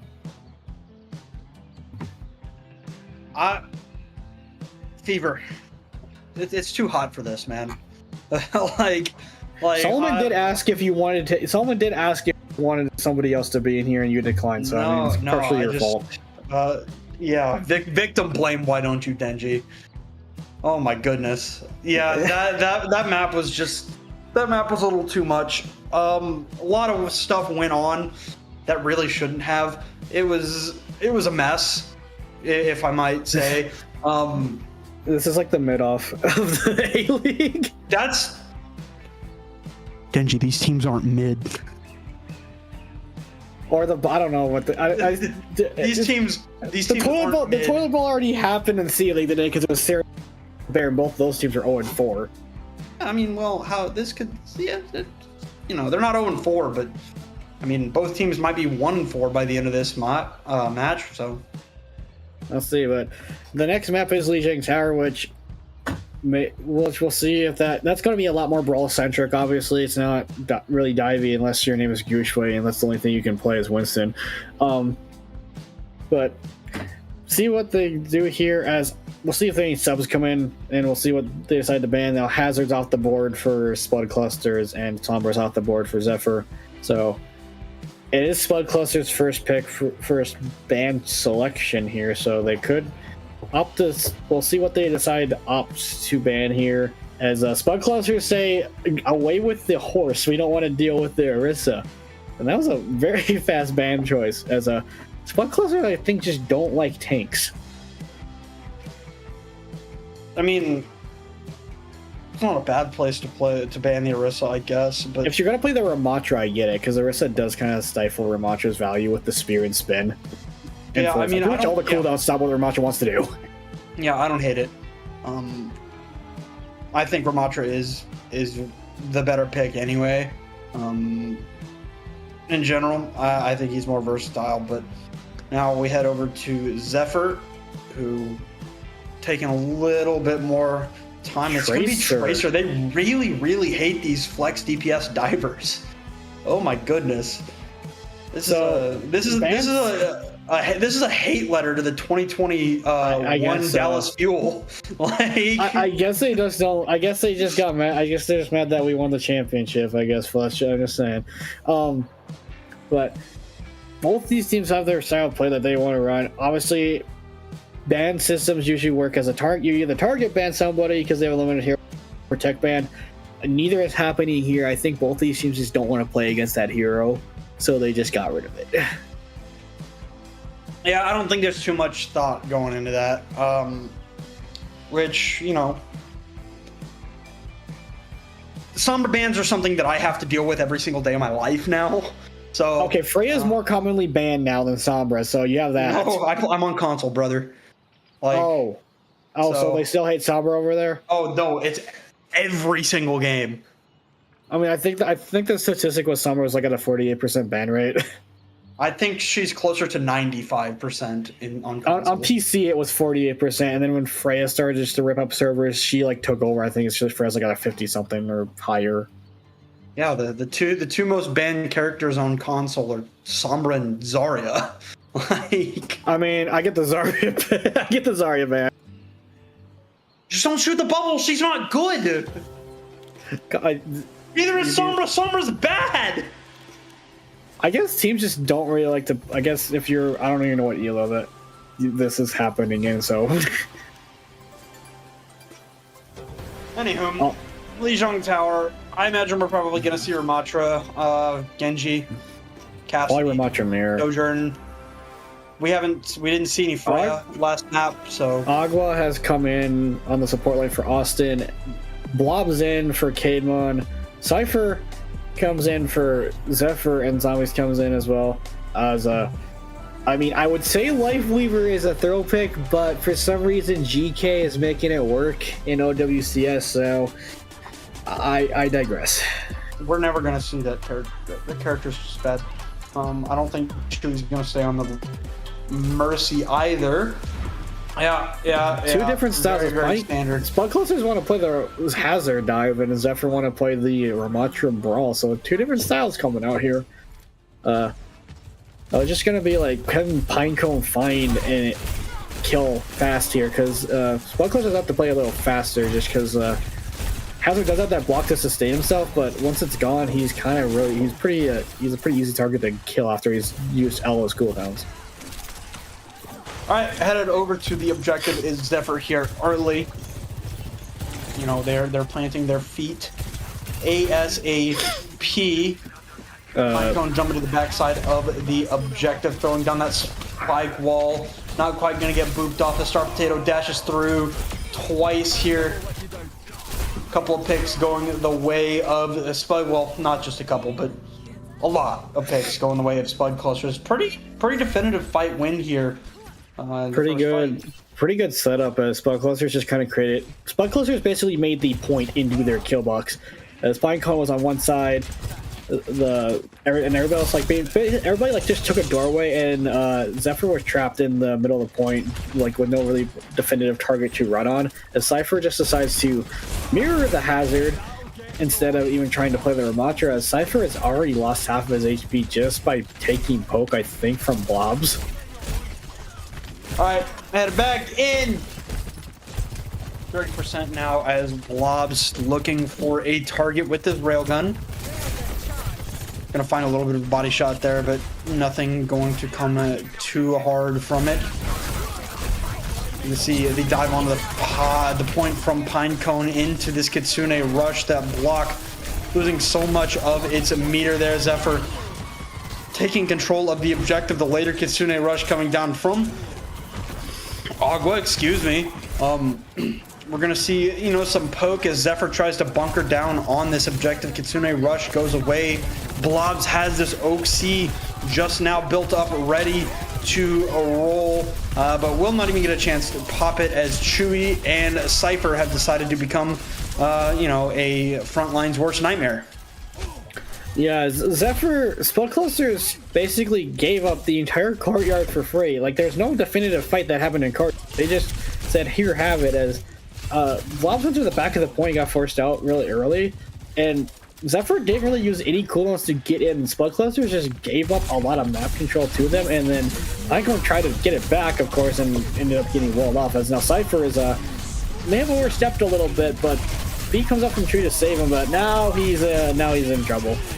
Yeah, that's tough. That's tough. Cypher not quite able to keep up the Dragon Blade from Star Potato. Good for just the one, but cleaning up on to Chewy there. A little bit of objective milking here for Zephyr as they will lose over to Spud here. Yeah, no. Spud Clusters, they had to spend both DPS ults in that fight and Sound Barrier. So Zephyr has 4 ultimates coming in here, and Pinecone has to hit the downpour of his life here, unless he can just pick off Clap, who was on buff by himself. And What is happening? What is happening here? Like 3 different 1v1s just happened across the entirety of the map, and it looks like Spud Clusters won. I guess the downpour comes through. It catches onto one Kitsune rush in here from zombies. Gonna see the dive through on it to the Kiriko. Agua meeting their fate at the hands of Clap's OC. Will be the objective taken back from for Zephyr. That was so scrappy, as Zephyr had 4 ultimates at the beginning of the fight, and they had to use all 4 just to take it back. Now, Spud Clusters have this Kitsune rush to initiate with, as that's the only thing they pretty much have. Everything else is pretty far away. I think that wall might have stopped Agua's Kitsune rush hitting the point. Alright. I mean, the objective just flips for free, I guess. Zephyr doesn't even want it anyway. It kind of smells like fish, I guess. I mean, it's just spike block 1v1s. This point just belongs to Spud Clusters. There's not really a competition anymore. They kind of just let it happen. Zephyr did. So yeah, first map goes to Spud. I'm not sure how the point flipped. Agua puts on Kitsune rush, and Cypher I think actually managed to block it from hitting the point with his wall. And then Zephyr decided, the entirety of Zephyr said, "Yep, my work here is done," and just evacuated the point for free. Like Spud Clusters, they had to use the Kitsune rush to get in, but they didn't get any kills for the flip. They just flipped because the entirety of Zephyr just decided they didn't want to be there anymore or something. I don't know. I feel like I'm an automaton vid, and this is just like old Ocean versus whatever other bottom feeder team in Korea. I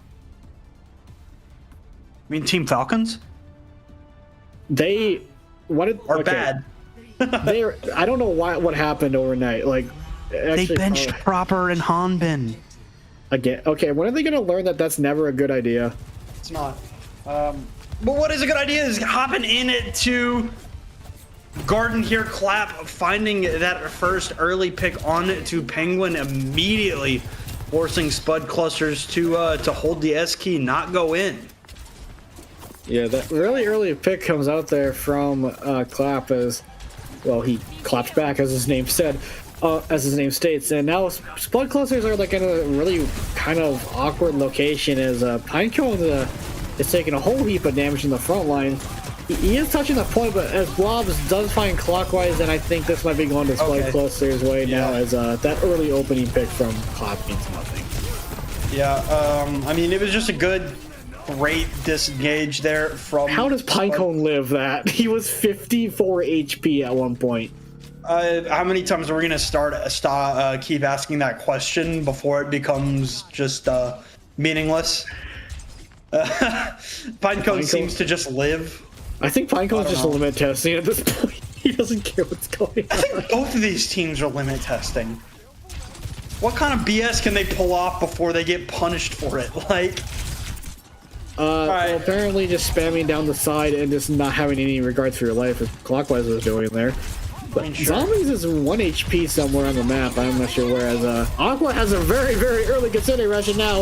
All hell breaking loose here. I mean, Spud clusters are just finding the picks there. Blobs not even looking at the people that they're killing, I don't think. Would you believe that this map is only at 40%? It feels like we've been here for 3 years. This map has been. Well, Gardens was just like not Gardens. Night Market was just who doesn't want the point and who does, and eventually, I feel like this is just I feel like I'm just watching OC's The Great Chinese Throw Off at this point with how this map has been going. As Clap is going to get stuck into a room, and now Pinecone may have overstepped here though. Boxed in like Fortnite. Never mind, he gets two. Zombies. Yeah, I mean, bro's playing a different game right now. These fights are just so fast that it doesn't even seem like the objective is ticking up all that quickly, but we're at 75% now, and with Pinecone dying, though, Spud clusters can't do what they just. I mean, never mind, he's back, so they can just push the. They can't just push the bridge if they want to with like Blade or something. Obviously, they're not going to do that. A nice wall actually kind of stops that Kitsune aggression a little bit. As Zephyr is a little bit lost here. Yeah, never mind, he found his target. Zephyr going in on that back line. Surely, Cypher just jumps back up, climbs the wall, but Spud clusters is at 99%. Pinecone's a singular HP. And Pinecone, the mantra here, Pinecone lives. He was 1 HP again during that fight. Someone got out. Now Spud clusters get the reattack into a Blade and a Downpour here, but Spud clusters have that beat. They almost have another Kitsune Rush from Aguas. He's been building those pretty fast. He's already at he should get it like any minute or any second now. He's building it pretty fast. Here's the Dragon Blade. Pulled by either side here. Sound barrier answer by Penguin. Hey, Clockwise has got one. Able to pick the one up there. We're gonna see Cypher kind of low, dead. These health pools not looking super hot. Pinecone won again. Clusters. And yeah, they do end up taking down these players. 2 versus 1 supports versus a Genji. Which one wins? Answer's Chewy. Blob is here too, guys. Zephyr somehow wins it. Agua commits Kitsune Rush. Blob's gonna get staggered here. Right? Okay. Well, someone gets away. Agua commits Kitsune Rush into that fight. Now Spud clusters have nothing to work with. And Zephyr almost have both support ults up here, and Spud clusters are gonna have to rely on maybe like this downpour coming online for Pinecone. Why are you? What? Okay, I guess we just don't want to live anymore or something. I don't know why he was there. Yeah, I don't know. You're gonna see the hack on the Pinecone, throw the virus out. Standard Sombra affair, I suppose. Kitsune rush down from the side of Zephyr. That boot not gonna find much for Penguin. I think it actually did land onto Clap. Sound barrier down to answer the downpour, and I just have to know how Zephyr winning this. I thought Spud Clusters would have taken, put the point back pretty fast with their ult advantage, but Agua commits to Kitsune Rush into like a really bad fight. And Pinecone commits Downpour, dies, and now Clockwise has just decided that he is going to be lobby Ember and Afara. As picks 2 up immediately, Agua should fall soon here, as Pinecone is all alone on the point by himself and should die, as Zephyr somehow turned that what looked like such a one-sided map point and just say, we were just warming up, we just wanted to give them a false sense of security, as Spud Clusters fumble massively. They could have ended the map there, but they give Zephyr a second lease on life. I'm looking at chat right now. I'm gonna keep it a stack with you. I'm asking the same questions, Froggy. I What did really you am. say? I can't see. Froggy chat. said how. How? I don't know either. Like what happened that Like, I think after Spud Clusters let the point flip after they all died, they just decided to see who could mechanically 1v1 the best. As like I think the entirety of the most fights were just 1v1s. Round 3. Capture the objective. But now Zephyr heading back over to that Mei Ramatra as clapping and actually looking to go Reaper. Spud Clusters sticking with what worked for them on the first point and should have worked for them on the second point, honestly. As Clockwise does hit a nice headshot, blobs and forces him back at, but Ice Block forced very, very early. Wall forced early, as this is I don't know what's happened. yeah, devolving just a smidge here as Pinecone is playing Ring Around the Rosie on the objective. Star Potato cannot block the ice beam from Clockwise. Wall out, but Clap is dead here on that Reaper. I mean, Pinecone getting low again, but still not really all that worried. Cypher, last one standing, will be sent back to spawn, and Zephyr gonna lose out here on the first fight. Yeah, Clap has gone over to Sombra for some reason. I'm not sure what this pick will do for it in the long run at all. Maybe like stop the Genji or whatnot. Blobs is already spy checking as Clap is up on the high ground in the control room area, while the rest of his team is currently main. I mean, if they know he's up there, if he gets scouted, they could just. I mean, he's just dead. Or he just dies because he goes to, or he just dies because he goes to before his team's ready. Yeah, so we're gonna see the jump in from Pinecone here. But Spike Block gonna be good to keep them up. I mean, right now Spud Clusters, they just have such a massive ult advantage here. They almost have 4 up. The only thing that isn't close enough is Beat, because Beat's one of the slower ultimates to build. Here's that only ultimate that that Zephyr had, answered by 2 in kind from Spud Clusters, and oh, never mind. I thought Beat went off. For some reason, I thought Beat went off. I don't know. Why did they get Sune Rush? I'm not sure. That Kitsune Rush seemed like overkill. You had like, and Penguin gets picked off in the spawn of Spud Clusters. Just keep doing this thing where they just kind of hand over like a random pick to the side of Zephyr, as Zephyr decides to go over to the Hazard comp again. Of course, Clockwise doesn't switch because he has a Blizzard, but I mean, who are you gonna really catch here? Maybe Pinecone. All right, well, sound barrier down from Chewy. Clap good for the first pick, and Pinecone frozen up and taking it down. 80% for Spud Clusters will be where they relinquish control here. It'll be 87. If this is a repeat of last point, I'm gonna lose it.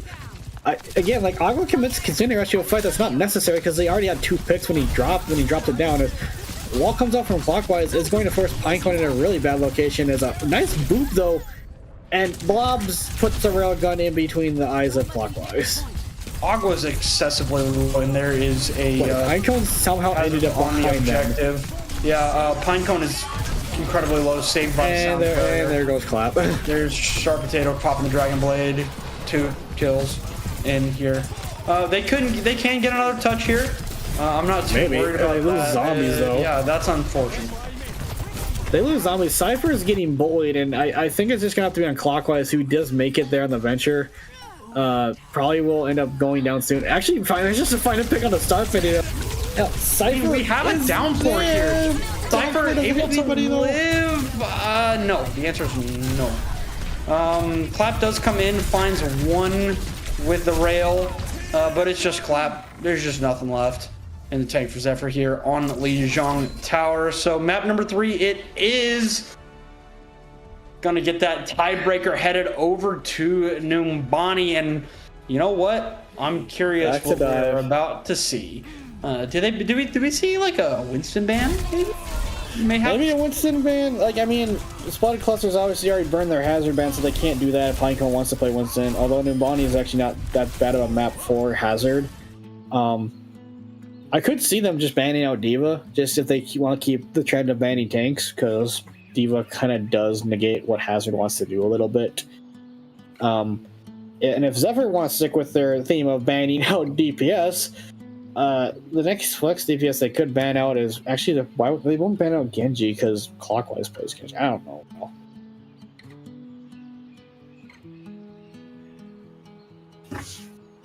This is just that. I have nothing to say right now. Both teams are playing just incredibly messy Overwatch. This just looks like a comp game you would see like in Diamond. That's pretty accurate, I think. Which is funny because we're in the A League. One team literally looks like they're in control for the entirety of a point, and then they just decide we don't want to play anymore, and like they're like, "Hey, little bro, take over the controls while I go get my pizza or something." Like that's what Legion Guards was. Someone's got a stick drift on their mouse. Like I don't know who it is. I'm looking at Unfeatured. I'm actually blaming Unfeatured for that map because I think it's funny. Bro wasn't even there. Bro's just an innocent bystander. No, he's not. Unfeatured is not an innocent bystander. Anything but an innocent. But Alright, well, we are going over to Numbani next, and we'll see what if both teams decide to stick with their theme of banning out one certain role. I won't be surprised if Spud Clusters does that. They might just ban Diva, or they might just ban Winston. I don't know. It really depends on like what Pinecone wants. If he wants to stick with a hazard, they probably would ban Diva. And if they wanted, like, I don't know, maybe throw like a weird wrench in there and just play Ryan. I don't know, just do something funny at this point. If you want to play the hazard, I feel like you ban Winston because Unfeatured is overwhelmingly gonna want to play the Winston, right? I'm not insane for thinking that, right? No, especially because Zephyr decides to Zephyr's first pick, and they decide to ban out Brigida, so that's off the board for that. And we'll see what Spud. I mean, that just signals that they want to play like a double flex back, or they want to play a Luke Kiri back. Like that's pretty much. That's what I'm thinking. I'm thinking Kiri Lucio, because it's basically the entirety of what we saw from them on. Well, I guess we did see Anna on Route 66. Yeah, Chewy did thinking of the last series. Yeah, both teams played Anna Brigg on map 1. Chewy did decide to go away from it. They ended up playing Lucio and Juno a couple on Route 66 too. Went away completely from the Brig after their initial defense. We'll see what Spud Clusters wants to ban here. I think they're thinking quite a. I mean, they could just, if they really wanted to, they could just get rid of that. What am I thinking now? They won't ban Genji out because I mean that would kind of stifle Star Potato unless they want to take a Tracer one. If they're confident that they could just ban out Genji and make Clockwise on Star Potato is a pretty strong Tracer. They also, I'm really surprised that neither team has banned out Freya at all. I guess neither team has played Freya at all. I think Clap did play. Clap played Freya for maybe a minute on Route 66 and said, "Nope, this isn't it," and just switched and got destroyed and swapped. I mean, neither team wants to play Freya, so why would either team compared to Borealis versus Requiem, where it had Lucky just being lobby aiming on Freya, and then Borealis had to ban out Freya in order to do anything. They won that first map, by the way. So somehow, yeah. I mean, Well, Spud Cluster's kind of taking their really time. taking their time. I mean, I don't really know what they're thinking about banning. They could just ban out Winston or Dua. They decided to ban Genji. Sure, man. I mean, I think we're just going to see Winston again. At the very least from Zephyr. Probably like Winston, carry Lou. probably Winston from both sides, and then like Star Potato playing Tracer instead of Genji and Clockwise doing the same thing. I mean, we're just gonna get pretty bog standard here. Like, you know, I mean, there's like only one crazy. There's only like 1 point on Numbani where you can play something different, and that's third because of how linear it is. So you can play Brawl there if you wanted to. And if you're crazy in the head, like the London Spitfire, play TP Ryan or whatever. Nobody's playing TP Reinhardt. I think Blizzard. I honestly just think Blizzard hates Reinhardt players, or just hates Ryan in general, because that guy's been dead since Overwatch 2's start. How do you make him good? I don't know. I mean, other tanks can do two things at once. Reinhardt can't. It's just a flaw in the design of the character. They don't know how to. They just don't know how to actually make him a good character without probably like making him like the most ludicrously overpowered tank in the game. I mean, that's just like kind of the thing with those characters like. That's just kind of things that Blizzard does. Those characters like Sombra that is either absurdly broken or never good, and mostly never good. We're never gonna see Reinhardt because he's just outdated.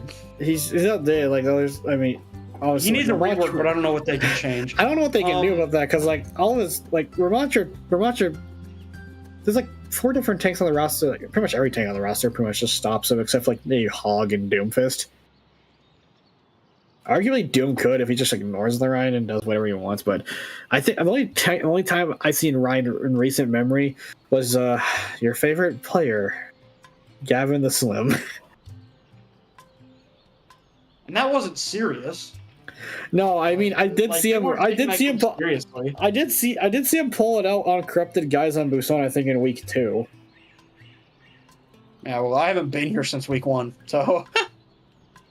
You probably that's probably a good thing you didn't see Gavin on Reinhardt. I mean, he wasn't charging it down mid because corrupt guys actually won A-League teams, but yeah, he was doing his own thing again. Yeah. Funny hammer man. Well, headed back to the match at hand as we're still waiting. I'm not really sure. I think they're trying to figure out subs or somebody's like just take or somebody went to the or they might be on bio, which speaking of which I actually okay. Do have to kind of go to the bathroom real bad, so Fletch, you have to hold down the fort for like a minute. Alright. Go ahead, I guess. Alright guys, welcome to the Fletch Podcast. I'm Fletch, your host. We're headed to Numbani. I imagine we're gonna see a lot of the same from map number 1. The exception of Brig. Brig's not gonna be here. Brig's banned. I really don't have much else to say. Probably Winston. Could see Diva. Hazard's not banned. So, I mean, there's quite a few options. Unfeatured is actually hovering the Hazard here. So, I'm wrong. I'll eat that. I was wrong about it being the same as map number 1. It's actually going to be quite different. Clockwise is on the Echo. A Genji ban, having them forced to switch over to the Echo here. Both teams going to be on the Hazard here. Hazard Echo. On a Juno for Zephyr. Carry Lou first. I honestly, okay, I was kind of with double flex, I guess, but both teams running Hazard. Clockwise on the Echo, and then Blob's on the Tracer. And actually, never mind. Spud Clusters are electing to go a full, like, this is just for burst damage. Like, find one target, kill, move on to the next, rinse and repeat. Alright, well, here we go. Numbani, we'll see one of these teams, more than likely, I guess technically it's possible that neither of these teams win, but probably going to see a winner here on Numbani. Unfeatured is dead. Unfeatured does not live. Unlike our good friend Pinecone on the other side. We're going to see a wholesale disengage from the remaining Pinecone players with of the 3. Pinecone with 4. Hello. 5. Okay, never mind. Penguin steals this. Penguin steals a 5K as a. Yeah, that's probably the fastest I've ever seen a first point in Bunny go. As Unfeatured, I think tried to challenge Pinecone and then forgot he had wall. I'm not sure if he had the wall cooldown or not. He could have probably just dropped off the high ground and chill, but I'm not really sure if I'm not really sure if either one of the tank players on Zephyr really plays Hazard that much, because both kind of look a little bit rough on the hero. Over to objective B now. Star Potato doing a little bit of the poking. Both Echoes actually fairly, close to their ultimate, fairly even in that ultimate charge. Same can't be said for the Kirikos, unfortunately. As wow, Clockwise took a commanding lead there. I'm just looking at the numbers, funny numbers going up. I like that. Blobs and Clap going at it in the back line here. This Tracer duel. Blink back, Clockwise gets that first pick of the fight. Does end up getting traded out here as Clap looks to try and keep this fight rolling for the side of Zephyr. I think Pinecone has gotten like I think Pinecone has gotten like every kill for Spud clusters except for like maybe 1. I mean, Penguin stole the last one in the first fight. Yeah, and that's the one I think he didn't get. I think every kill is Pinecone besides that one. Zephyr, they do manage to halt the payload for the temporary, as Spud clusters are going to be coming up here on 4. There's the Kitsune rush out from Austin, as Blobs is playing a high. I don't know what Blobs is doing, like maybe trying to. Whoa! Okay, wow. Okay, Penguin eats a pulse bomb there. Unfortunately, Blobs has one of their own, but they know where this Tracer is at.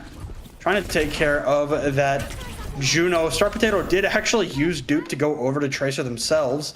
I didn't quite get to see what Clockwise decided to turn into there, as neither will be able to find much of anything off of their we're back in the stalemate. Yep, Blob still has this pulse bomb ready to go. Kitsune rush down, as well as the orbital ray from Zephyr. So this should be a definitive fight win here for Zephyr, pushing Spud clusters away.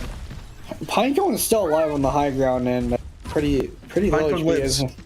Pinecone somehow gets out of there again. I mean, like all these fights where teams have ultimates, it's just like Spud clusters are pretty good at reading neutral fights where they don't have ultimates, and then once they have ultimates, they kind of just forget what's going on.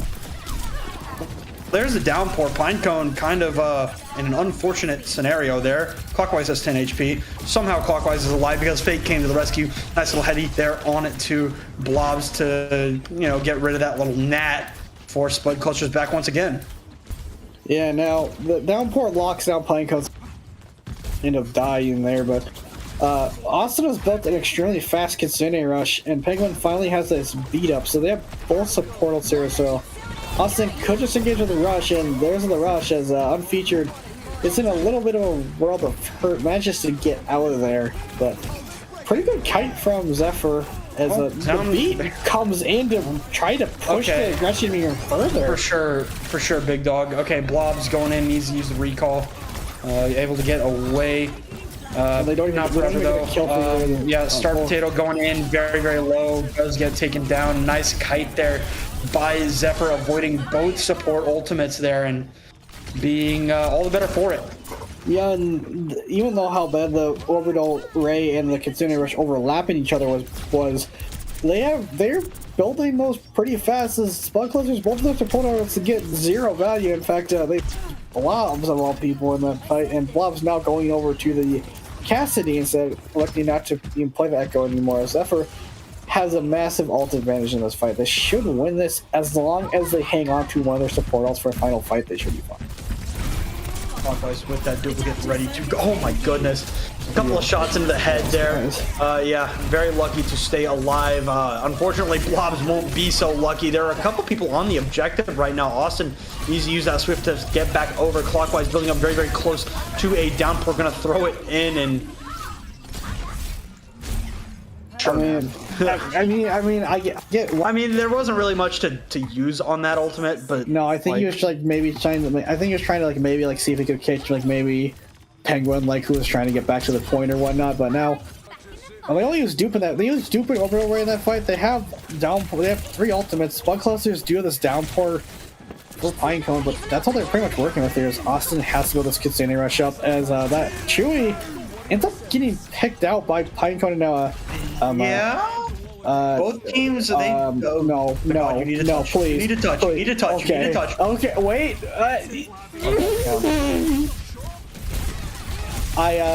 I think I may retire. I have a headache. After this day. I have a headache. I need some ibuprofen. I just watched a Hazard sit on point and nearly get it for free, while the rest of the. Like, what is it with both these teams just like not wanting to touch the objective unless No, they're the it's ones who just control Zephyr. it? It's just Zephyr. I think I don't know. Maybe there was like a spider or something on the payload, and that's why didn't want to touch the payload or whatnot. But Spud clusters get that point pretty much for free. As now Pinecone busting out the Pinecone bust out the Warhorse now as this is just kind of evolving now. Yeah, Kitsune rush thrown down at the front. Just going to be completely kited by Zephyr, but clockwise cannot get away. Fake very, very low, but forces out the recall from Star Potato. Clap going to use the same there. The health pool's not looking so great for Zephyr here. Pulse bomb's out. Wait, how do you die as security to that unless you had no cooldown somehow? As Zephyr had that. Zephyr had that. Like, this is just a repeat of Route 66 where Zephyr had it on second point and then a couple mistakes just cost it. Like, Zephyr had that defense on second point. Like, sure, you lose Chewy at the beginning of the fight, but that's just because he gets locked down, I think, by the downpour. But Zephyr just... Nobody goes to touch the point, and when Clap goes to try to touch it... I mean, it was a really good wall from Pinecone to lock off that room. So Clap had to take a little longer route or break the wall. And when Clap goes to touch it, he's 1 HP, and there's nobody else able to come to the point to touch it except for me and Features, who does get booped off. So I don't know. Like, they should Zephyr realistically should have had the second point defense because it was looking pretty strong. And then that one fight where Pinecone just goes neglecting on the point, everything just goes to crap from there for Zephyr. Now they have to at least get the silver lining is since Spud clusters did finish with a time bank under a minute.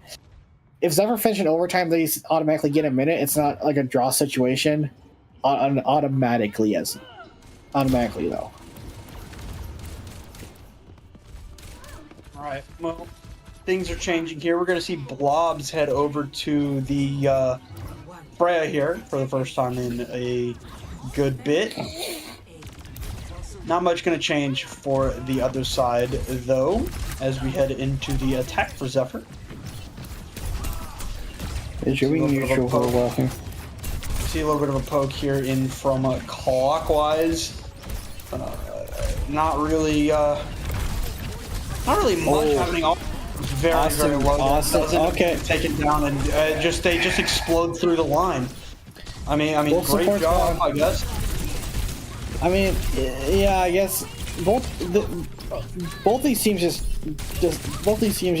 get like one early pick causes the entire thing to go to L, and Zephyr get almost as basically the fastest another fast cap on first year, and now Spud clusters. If this is like Route 66, they struggled on their second point defense, but that was just because Zephyr had a fight ultimate bank.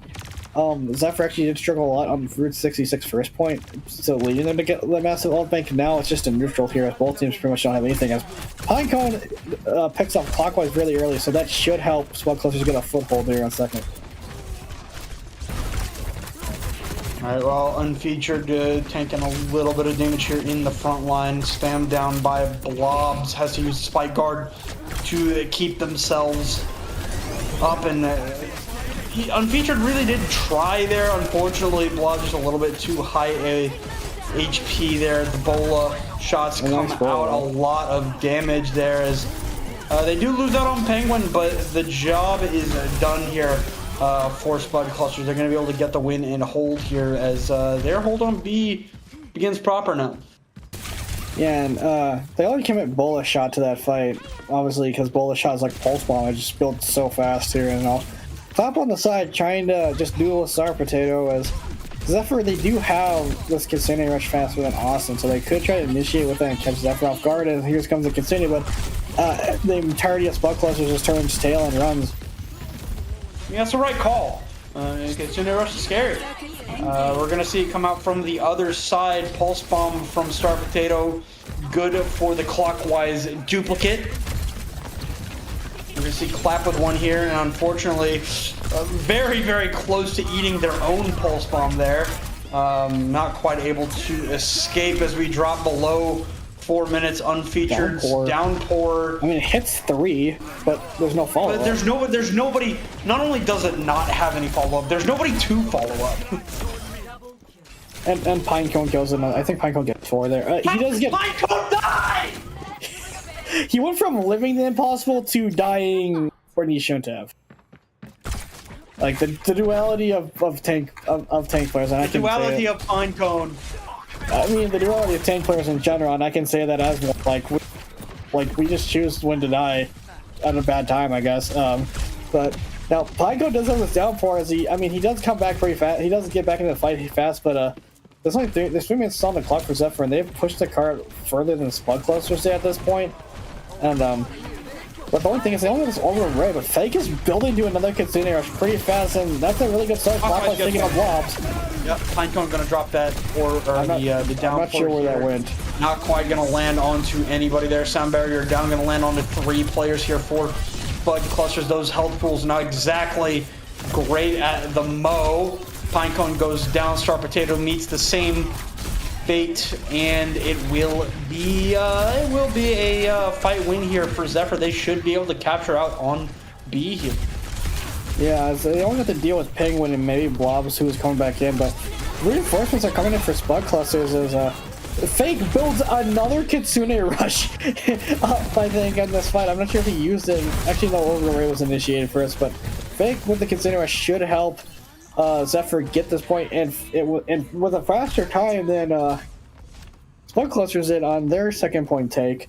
As now Zephyr have 3 ultimates here, as Pinecone goes over to the Arista automatically, and now Austin does have this Kitsune Rush to work with, as Penguin decides to elect to go over to the Ana off of the Lucio. Alright, into objective C now, unfeatured on the off angle, throw down the wall. Kitsune Rush in from Austin.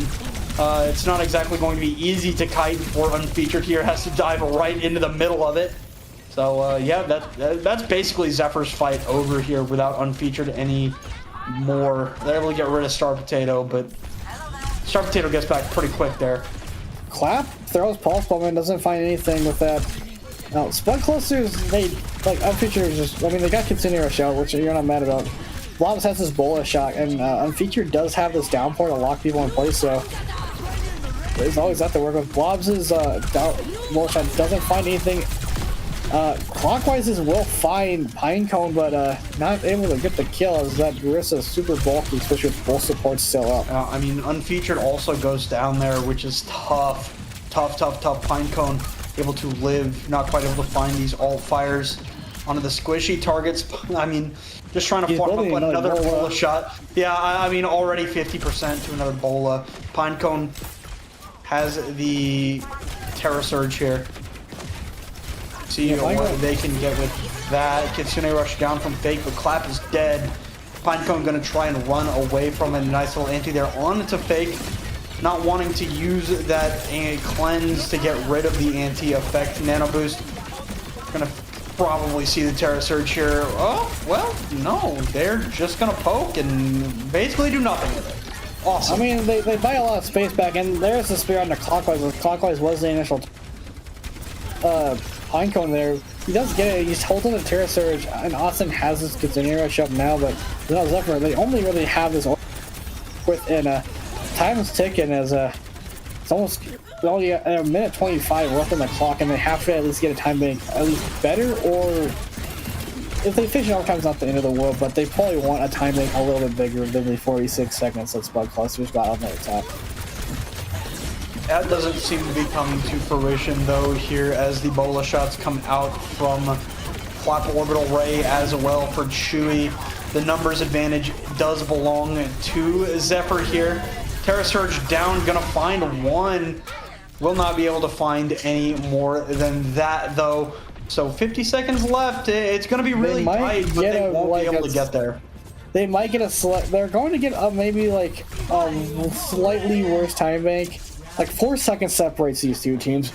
As this is kind of like a repeat of Route 66 almost. As both teams like bar for bar, pretty much. As Zephyr are going to get the attack first, so it's up to Spud Clusters to have a good defense to just force like the scenario where it's either draw and go to another map, or actually I don't really want that scenario. I just want one of these teams to win.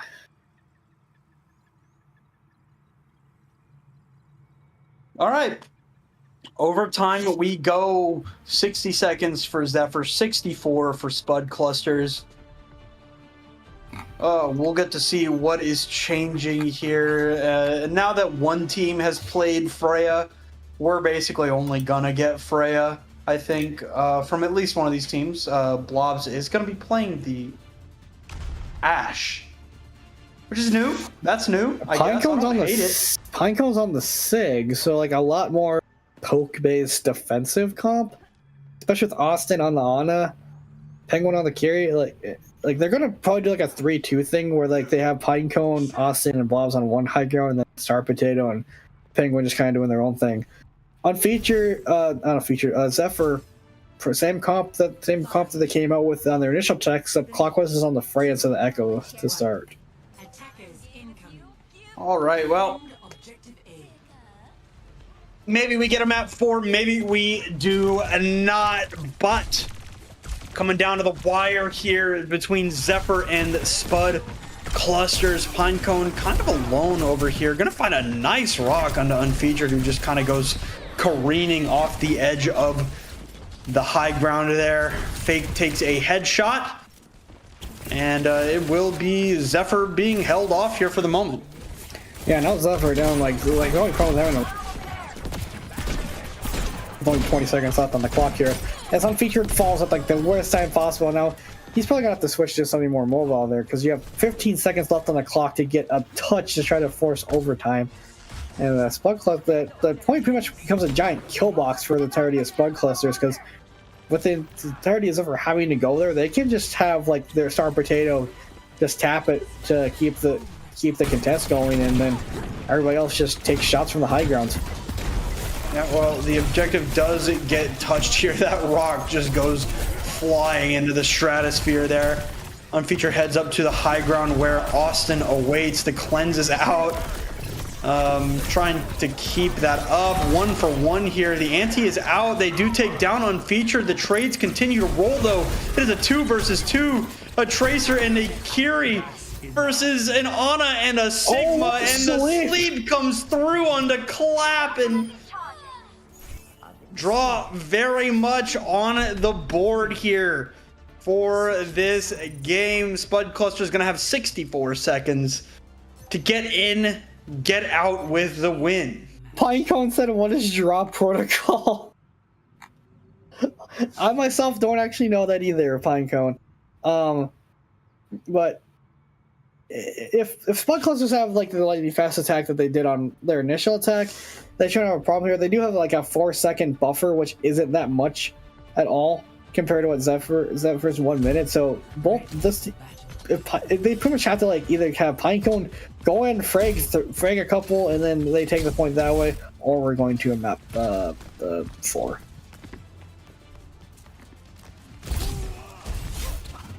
I'm kind of running out of stuff. Running out of things to say at this point. I'm running out of stuff. I don't know what's going on anymore. I haven't known what's been going on since the last match ended. Map 4 very much on the books here. Could be for real. Could be real. Could be fake. Could be balling. I don't know. Pinecone's it looked like Pinecone was thinking about picking another hero as he was just kind of standing, like looking at the ground. But we'll see. 60 seconds. Is here the announcer? 60 seconds remaining, and they're a really fast rotation underneath. They're just gonna try to like at least take the high ground. They want to go all the way around here, but not quite allowed to do so just yet. Forced to jump away is Pinecone going to climb the wall, but Clap goes down. We're going to see the dive onto the high ground. Blobs getting that spam rolling. A little bit of damage there into Unfeatured. The direct shots just keep coming here onto Unfeatured. We're going to see the wall come out. Blobs able to drop clockwise, and map 4 will not be in here today. Spud Clusters pick up their second win. Zephyr dropped to 0-5, but at least they did take a map this time. Play of the game. Yay! I guess Spud Clusters really earned that one. Austin said it in chat. Austin said it. I don't know what I'm supposed to say. Right? That was just like. That was who was that worse. was bad Overwatch. That was not good. That was nasty, yucky, stinky, smelly. Compared to compared to what Borealis versus Requiem was, the B League match is better than the A League. I think there's concerns. Well, I think that the B League, the group that they were in is all very, very competitive. We're looking at the two of the bottom teams in this league. In this, right? It is what it is. I mean, they got the. I mean, like Austin said, they won the toilet bowl, so they get their second win of the season. Zephyr drops to 0-5, but they did take a map as Zephyr 0-5. They are 2-10 at map diff. As the Spud Club, they just stay at the same. They just stay there. I think they move up above Camp Halfburger because Camp Halfburger hasn't played. Spud Cluster was there at the 6. Oh yeah, because they had a better map difference on the Camp Halfburger. As you see that. I mean, you see like there's like a log jam from. There's a bottom 3, and then there's Moron, and then there's a top 3 with Primal, Polaris, and Frogs on Fire. I will say Frogs on Fire is my sister team because I'm on Oomfie University, and if Toast is watching this, why did you play a hog on Hollywood against Polaris? Why not? It's funny. I mean, it worked on first point, and then they just got completely dumpstered by Hazard on second. All right, well. We got more matches. We'll know more tonight. Tomorrow on Sunday we got matches. I'm not sure how many are going to be for each day, but yeah, Oomfie University. Y'all took the one win. Yep. The Bear beats Cernunos. I have been saying that name wrong the entire time because I've been saying Sarah instead of Sarah Nuno, blah blah whatever. It's probably some mythology stuff that I don't know. Be asked to look up. Borealis gets the upset win over Requiem, and Spud Clusters plays a game against Zephyr. They won the toilet bowl. Let's just say that. And you know what? They end up with a W on the record, so can't judge too hard. We got a hell of a lot of matches. Tomorrow's matches. What's Up Doc takes on Reprieve. Seal the Deal takes on One Schmore. I think Seal the Deal's 0-4, right? 0-3 or 0-3 right now or whatnot. I can't remember. Ignite Memories takes on Aurora. Campfire Song will take on Campfire Song. My bad. We'll take on Corrupted Guys. Whoop Troop takes on Polaris. Terrapin will take on Noctis, and then to finish, Nurture will take on AR High Noon. Yeah, a bunch of games coming up here tomorrow. Hopefully they are not what we just saw. But more like what we saw before what we just saw. I actually think that we might see like a little bit of what that was Seal the Deal versus One Schmore, but I just can't remember what One Schmore looks like. But I know Seal the Deal's like One Schmore is 3-1. Oh well, Seal the okay, never mind. Seal the Deal. the toilet bowl, I think of B League if it ever happens, because I don't know if the same group would probably be Nurture versus Seal the Deal, but I think they're in separate groups, so that probably won't happen. Well, Seal the Deal is an A League, so that can't happen. I forgot Seal the Deal was an A League, so then if actually Zephyr's in this group and Seal the Deal still winless, that could have just been a better toilet bowl. Would have been Seal the Deal versus Zephyr. Well, I'm gonna take a breath. It's hot. I'm gonna go sit in front of the fan for the next 3 hours. Thank you all for watching. We'll be back tomorrow with a whole bunch more Overwatch here. BPL Season 7 begins to wind down the regular season, headed into the playoffs here very, very soon. Thank you all for watching. We will see y'all tomorrow.